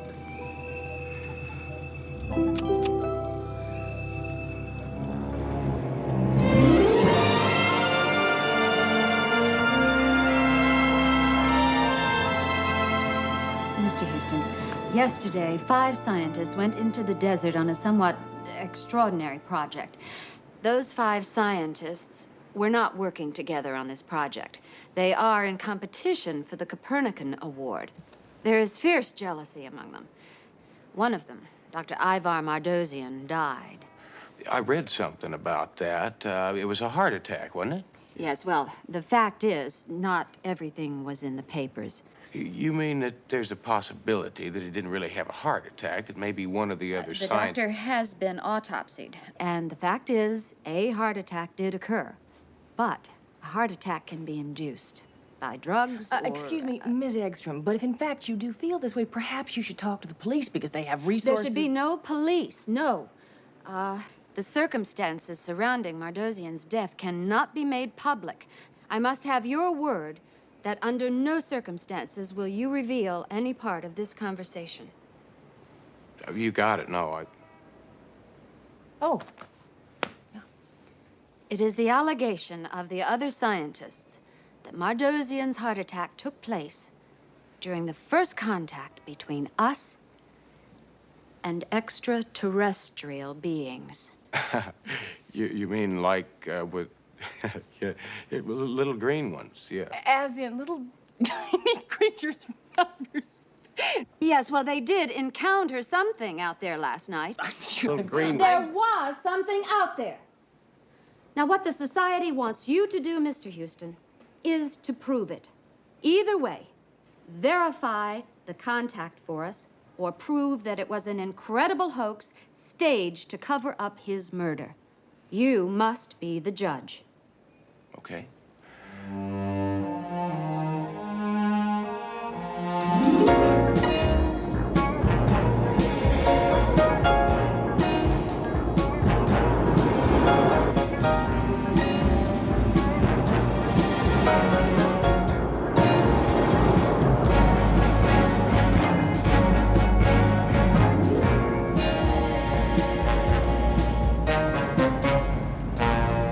All through here. All through this entire area. It's low-level radiation, of course. Like footprints left behind, evidence of their passing. But Miss Ekstrom must have told you all this. See, they approached from there. Always from the same direction. Then they hovered. And then they disappeared. We were all over, gathered by the motorhome. Mardosian was near the tent. But imagine the moment, to be in their presence. It was like touching God. Yeah, I'll bet. Well, listen, I understand everybody here the other night was in contention for the Copernican Award. My husband talks about touching God, and you talk about trivia? Well, it's hardly trivia. I mean, that is a pretty prestigious award. It was worth $100,000 in cash, not to mention millions in endowments. You get to be in the limelight, get the respect from your peers. It's a dandy award, yeah. Now, from what I understand, Mardosian was the front runner in the race for it. No one can accept the fact that Mardosian just died. He was too big a man. Well, this was bigger than he was. Mr. Houston, maybe the Copernican Award would be worth killing for, but Carl wouldn't have to. This contact makes the award his. And we have that contact on film. You mean to tell me everything that happened last night, you got it on film? That's right. Slides. The contact, the cam people, everything. It's a scientific record. Well, that makes me feel a little silly. I mean, if you've got all of it on film, then we've got a record of Mardosian's death. Well, those slides are still in the lab being developed. But we have pictures of a contact of a few weeks back. This is bewildering. We tell you we have pictures of beings from other worlds, and you wonder about Mardosian's death? Those pictures are worth 1,000 Mardosians. Or Houstons, for that matter. Sure. Grandma Houston would probably disagree with you on that.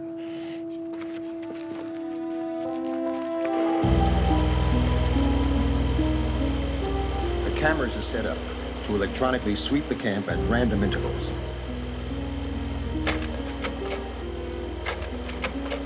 Now remember, these pictures are from a previous contact. Here. Here they come. Yeah, it just looks like lights in the sky to me. I mean, that could be anything. Watch. Ah, there. This is a craft hovering directly above our position. And the next frames, Mr. Houston, are probably the most significant photographs ever taken. These pictures were taken after the spacecraft landed. Stop there. That, Mr. Houston, is an extraterrestrial being. On film. Incontrovertible proof of the first contact between men on Earth and beings from other worlds. If you say so. There. There's a head, an arm. I can't see that. They didn't come here to pose for portraits, damn it. No, I'm sorry, but I can't see it. I mean, it could be an arm or a head. All right. Tonight. You come here tonight. Darling, please, please. It's supposed to be a top secret. The society doesn't want you to... The society sent him here to prove this or call you a fraud. You come here tonight. I'm projecting that conditions will be right. We will make another contact. And I've asked everyone to be here. If you met that face to face, would that cure your skepticism, Mr. Houston? I'll be here.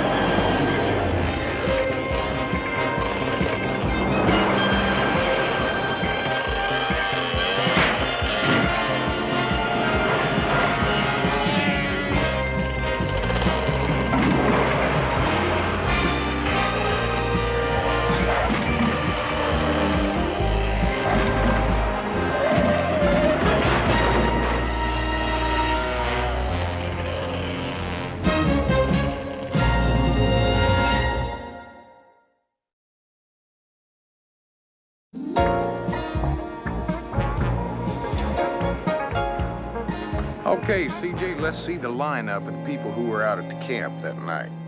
Okay, Houston, starting with Ivar Mardosian, the deceased. Now, he is not your stereotype scientist with the glasses and the microscope. This one was referred to as the Rasputin of academia.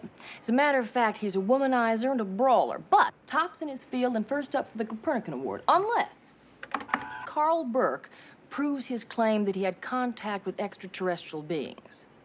You mean if I wanted to know who had a good reason for wanting Mardosian dead, Burke would be a very good candidate? He'd be first in line. Now, what about Burke's wife? Now, I had a chat with them. Looks like she wears the shoulders of the family. Well, she's a top photojournalist. I mean, she's dodged bullets in the Middle East. She's taken photographs of sharks in dangerous waters. She's a tough lady, as you say, but she knows the shot she wants to get, and she gets it. Yeah, she gets the shot she wants. What about anything else she wants? Like maybe the Copernican Award for her husband? It's possible. Now, this is Barbara Diane Newton. She's an internationally famous mathematical theoretician. Once upon a time, this girl didn't have a dime to her name, put herself through school with scholarships, and under the patronage of Mardosian. It's not a well-kept secret that her sponsorship by Mardosian was paid for favor. Now, this is Stu Glick. He is ingenious, he's ambitious, and he's one of the bright lights of the future in this area. He's the obvious heir apparent to Mardosian's crown and up for the Copernican Award. The question is, would he commit murder for the science prize? Why don't I ask him? Why don't you? Mr. Houston, I don't know how I can help you. You see, it was on us, hovered over us, and then it was gone. Now, I don't know of any man-made vehicle that could maneuver that way. In other words, you think that that whole contact was real and not just an illusion? What, to fool 4 world-class scientists? No, Burke isn't that smart. Well, now, if it could be done, who is smart enough? Who could do something like that? Me. I mean, why be coy? I'm a very bright guy. After Mardosian, it was only me, which means you needn't bother asking your next question. Which is? Could the whole thing have been rigged to cover the murder of Mardosian? You are a smart guy. Well, what's the answer? No way. If that had happened, I would have sensed it. I worshiped the man. Yeah, well, the word is that he was about as popular as a cat in a mouse house. Of course they hated him. He was a genius. Believe it or not, Mr. Houston, all my life, people have hated me.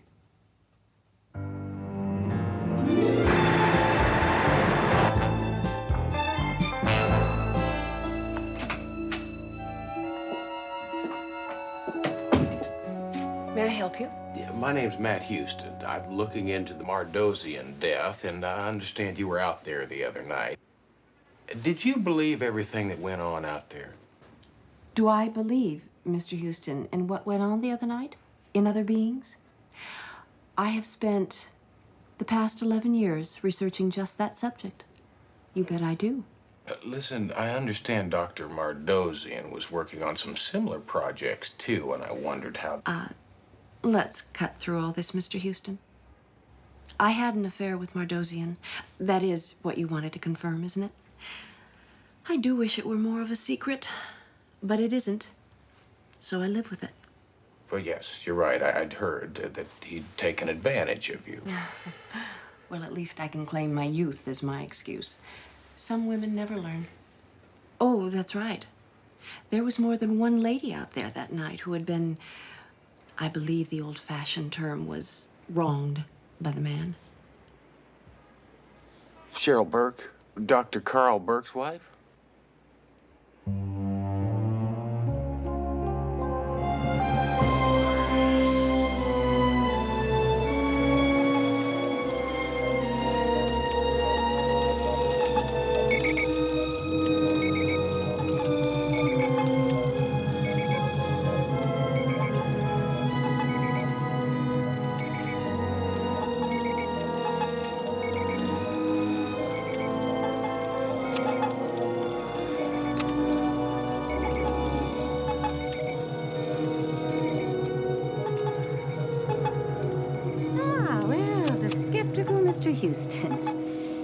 sorry the evening hasn't been more interesting for you, but waiting is the biggest part of science. Well, I don't mind the waiting. I mean, this is all new to me. It's fascinating. Yeah, well, the wind may jinx us. We've only been able to make contact when conditions were just so. I don't know why that is. Listen, Miss Berg, I've got to ask you a question. It's usually none of my business, but can you tell me a little bit about your relationship with Mardosian? That was over practically before it began. Why dig up that dirt? You know why. It's because I have to. Well, you didn't know Mardosian. He was dashing, his beard, his hat. He overwhelmed you. It didn't last very long. I was swept off my feet, sorry about it in the morning kind of thing. That's really all there was to it. Well, did your husband know about it? Doesn't the spouse always know? Maybe we're both just pretending it didn't happen, so it's easier to live with. If we're out in the open, then... I don't know. Carl is a very proud man. There's no telling what he might do. Well, the problem is that sooner or later it's going to come up again. Somebody's going to bring it up. And, well, after all, your husband is responsible for bringing all the scientists out here the other night. And, well, they did all show up on his personal invitation. And Mardosian did die under mysterious circumstances. And Are you intimating that my husband staged all of this to kill my lover? Mr. Houston, a lot of people hated Mardosian, including me. enough to kill him, maybe?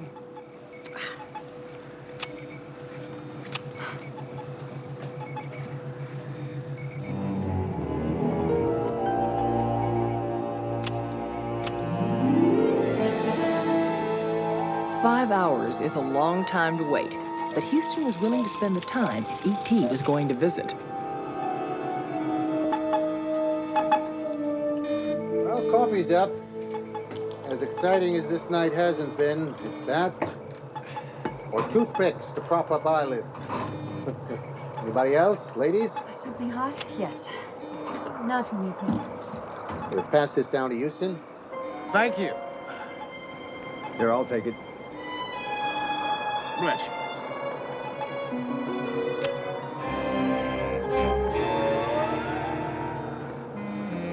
Too much wind. We won't be making any contact tonight. So we might as well wrap it up.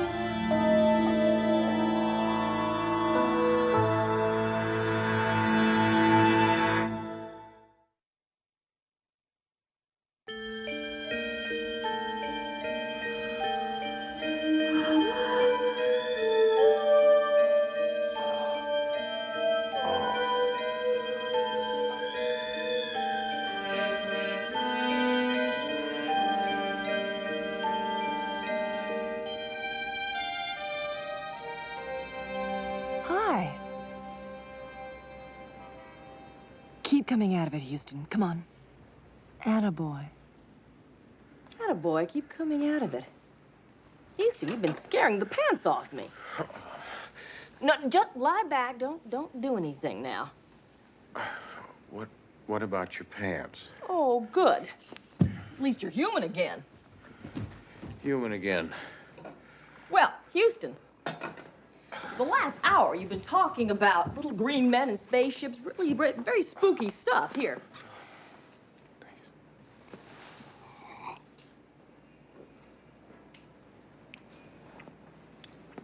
The last thing I remember were some hands. They were reaching out for me. And my car went off the road. Houston, they didn't find you near your car. You were wandering around on the road like you were drunk. Now, one of the policemen recognized you and called Vince Novelli, and he sent you back here. Lights. These lights came up behind me, CJ, and they were following me, almost chasing me. And they ran my car off the road, and they're these little tiny hands. Houston, you're beginning to worry me. You've been talking like that ever since I tucked you into this couch. CJ, what time did Vince Novelli's boys pick me up out on that road? Early, about 6 a.m. I left Burke's desert site at midnight.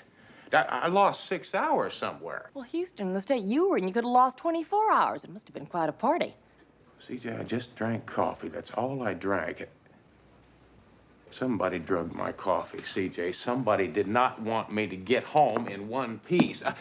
I've lost 6 hours, and I don't know where I lost them. Houston, believe me, you fell asleep at the wheel, hit your head. You were hallucinating. Was I, CJ? Now, I saw something, and it was there. I know it. Houston, it's this case. We've been talking about extraterrestrials, UFOs. You thought it was happening. See, it's the power of suggestion. No, CJ. No, it wasn't. It was out there. I saw it. It just appeared. It didn't make a sound at all. No, it just came in quiet. No sound. Now, what flies, CJ, without making a sound? Vince Novelli. Mama Novelli? Yeah, listen, Mama, is Vince hiding out around there somewhere? Ah, Houston. No, he's here. Un momento, eh? Vincenzo? Vincenzo? Telefono. Hello. Yeah, Vince, listen, are you still flying? Still beating your wife? What's that supposed to mean? That's exactly my question. No, Vance, I'm not getting personal. I'm asking you, are you still flying hot air balloons? Why didn't you say so? I just did. Yeah, when I can find the time. Why? Because I have to ask you a question. Now, is it possible to fly one of those hot air balloons at night and navigate to a specific spot and then just kind of stand still and hover? Houston, that's stupid. Yes, it is, Vance. It's stupid, but is it possible? Yeah, I suppose so. I mean, the hovering is the tricky part. The only guy I know would have a prayer is Marcel Dejean. He's a French champion. Yeah, I'll bet you he's in town right now. Yeah, he's in town for the Trans Am balloon race. How do you know? Little green man told me, Vance. Oh.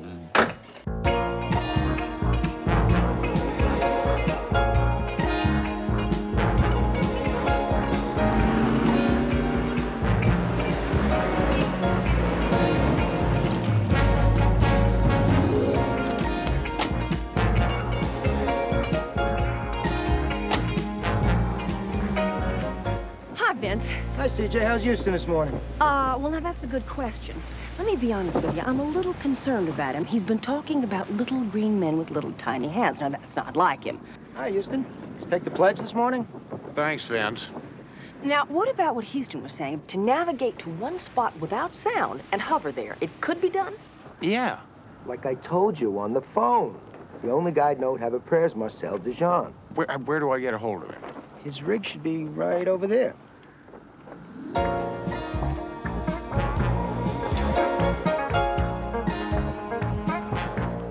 think I'll have a chat with him.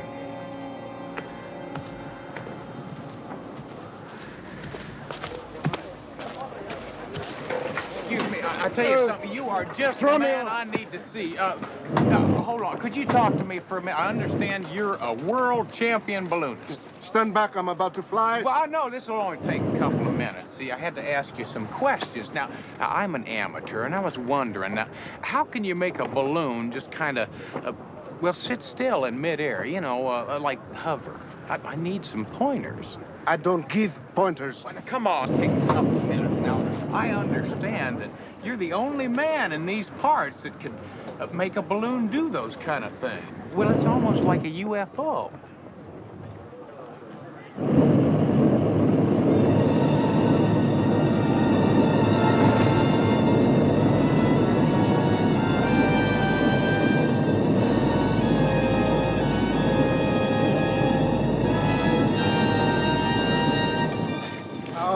Out of my balloon. It's a little late for that. Wait, you're trying to kill me. No violence. No violence. American. No sense of humor. I'll show you a sense of humor as soon as we get back down on the ground. It's kind of like the way a hound dog goes after a bone. Wait. I was only taking off. Oh, would you come off it now, champ?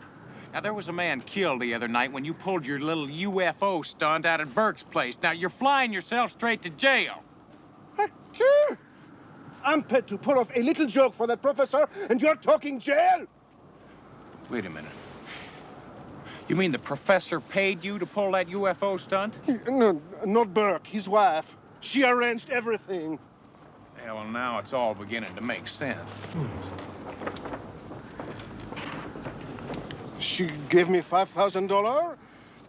You think it's a lot of money, I know, but not to do what only I can do. Just keep going, all right? Balloons are leaves on the wind. These prevailing winds blow out into that desert. But to pose in flight, I had to invent a machine. Like a great fan. To make the craft hover. And then there was rigging the arc lights and the amplifying horns to broadcast the sound. Yeah, fine. That's all great. But would you tell me something? Now, why'd you chase me in your balloon last night? I didn't. What do you mean you didn't? You didn't chase me down the road from Burke's place last night? Not only didn't I do it, but it can't be done. That's a winding road out there. No balloonist can regulate his speed and direction to follow a car along that road. Not even I. And I can make a balloon dance. And listen, if you didn't follow me down that road last night, then who did, huh? Oh, boy.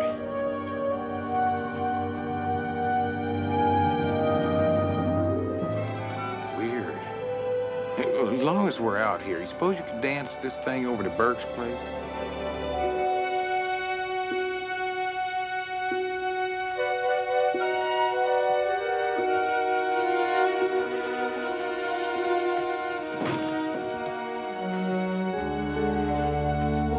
Burke?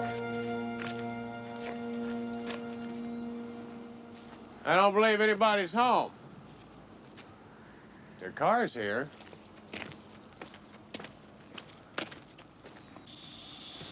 Mr. Burke! Mr. Burke! Matt Houston! God, that's gas.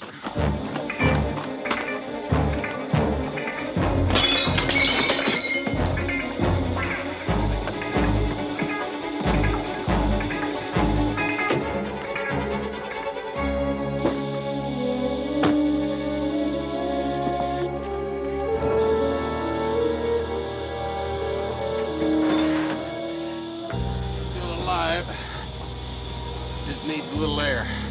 Is that field phone call an ambulance? Mr. Burke. You don't bother. He's not in there. You know, I'll bet you somebody turned on this gas while she was sleeping.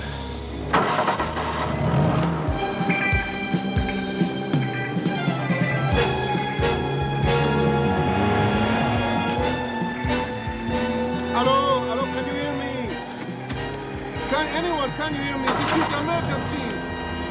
Hello, hello. Hello, I need an emergency ambulance. Ambulance. This is the sheriff's station. We hear you loud and clear.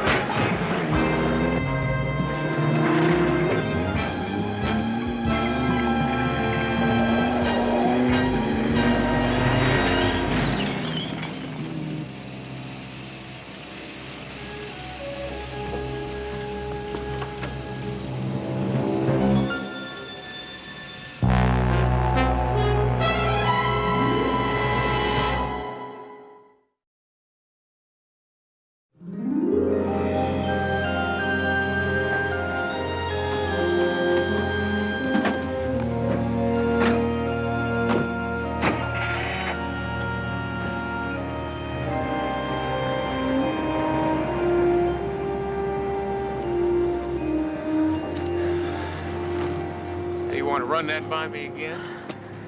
The door was locked. And like you, I heard the propane gas. I went around looking through the windows, and I thought she was dead. That is not what I asked you. When I saw the balloon, I didn't know who you were. And I thought it would look bad because I didn't want to be seen. So I panicked. I don't know what I was thinking. Would you tell me why you ran?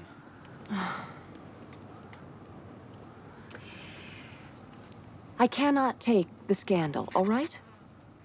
Everyone knew about my relationship with Mardosian, and he is dead. And now I thought that Cheryl was dead. There's nothing more I could do to help her. I am up for tenure at the university. I am up for the Copernican Award.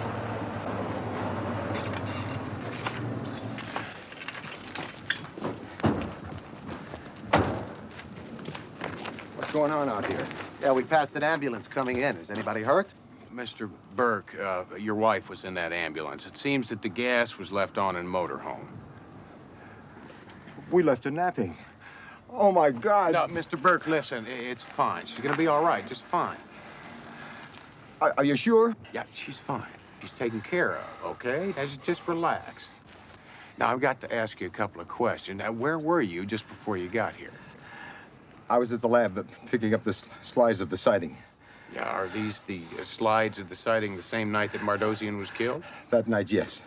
And that's why I called everybody here so they could see the slides. Yes, he called me early this morning. So, with these slides, if they're anything like the other ones, they're going to be able to show us the various different camera angles of the movements that went on in the camp that night, you know, in the so-called sighting. So-called? These slides are a complete scientific record. I'm sure they are, yeah. But they also might give us a good picture of how Mardosian was killed. Not to mention my balloon artistry. And what does that mean? You mean he doesn't know? He didn't know the whole thing was staged? It was his wife's idea. She paid me. Still, we have met, yes. It was a hoax? Why, Burke, you phony old Dickens, you. Carl, you have spent years pursuing this line of research. You've compromised your whole life's work. I have seen them. They are out there. I have made contact. But the scientific community needed proof. And proof takes sitting out on a desert. Proof takes money. Cheryl thought that with the money from the Copernican Award, we could make things happen. They're here, I swear it. They're here. They're here. Fine. Oh, yeah, I know. I'm sure they are. They're here. I'll tell you what, why don't we just take a look at these slides, all right?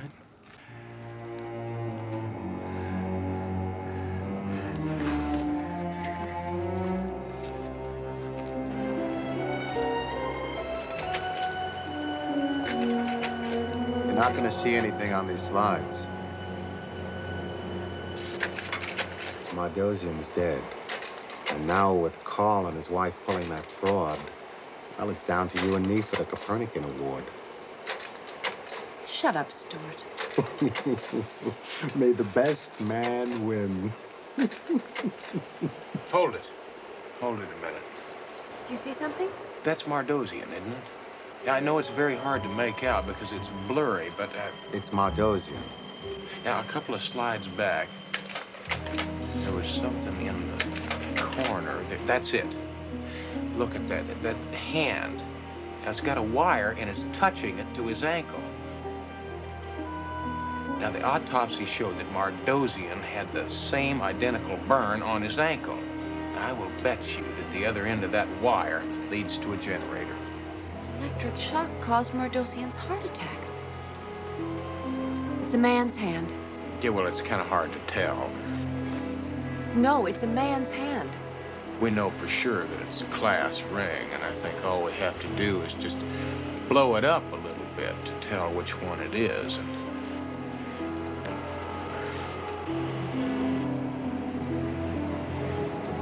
Why don't you tell us what school he went to, Glick? Save us the trouble of blowing that up.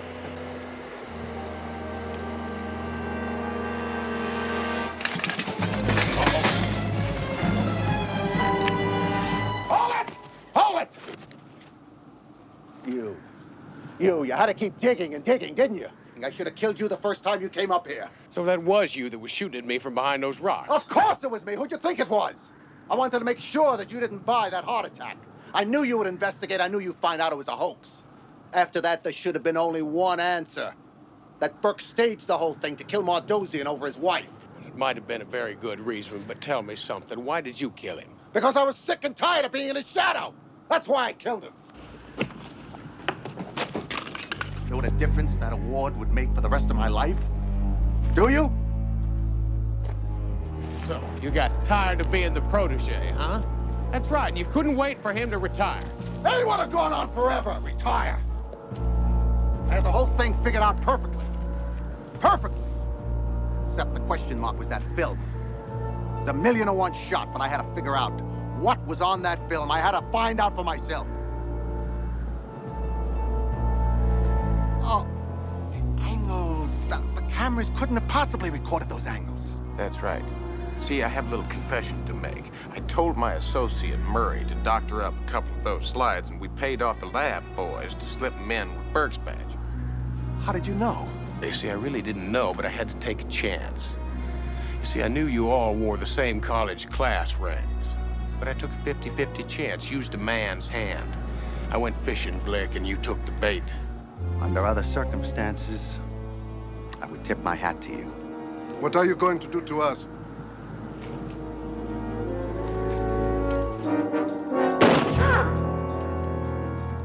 Take at least a day or so, if you're lucky, to get out of this desert.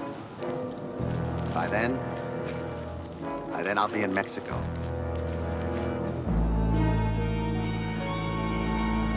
Better yet,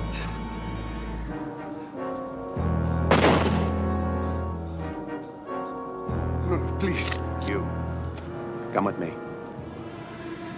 No? Come on. Hold.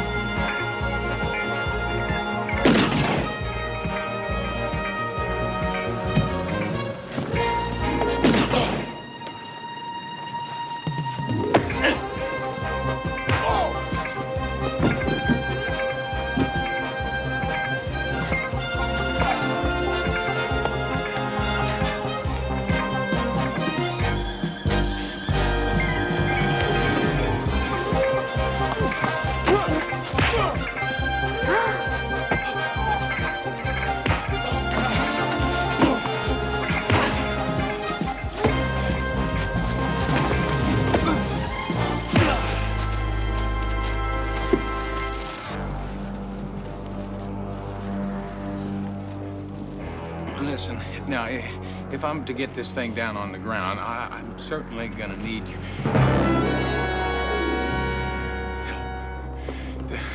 It's a big cliff. It's coming quick. How far off the ground are we? 1,000 feet, maybe. If we hit the cliff, the balloon shreds, we drop like a stone. Throw off the ballast. Step ballast. Turn up the burner. Burner.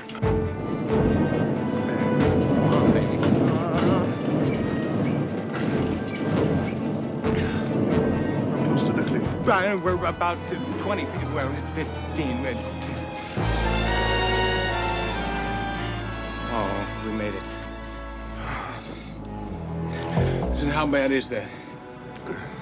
I have to be all right. I won't give him the satisfaction of dying. Vive la France. Vive le Houston. Yeah.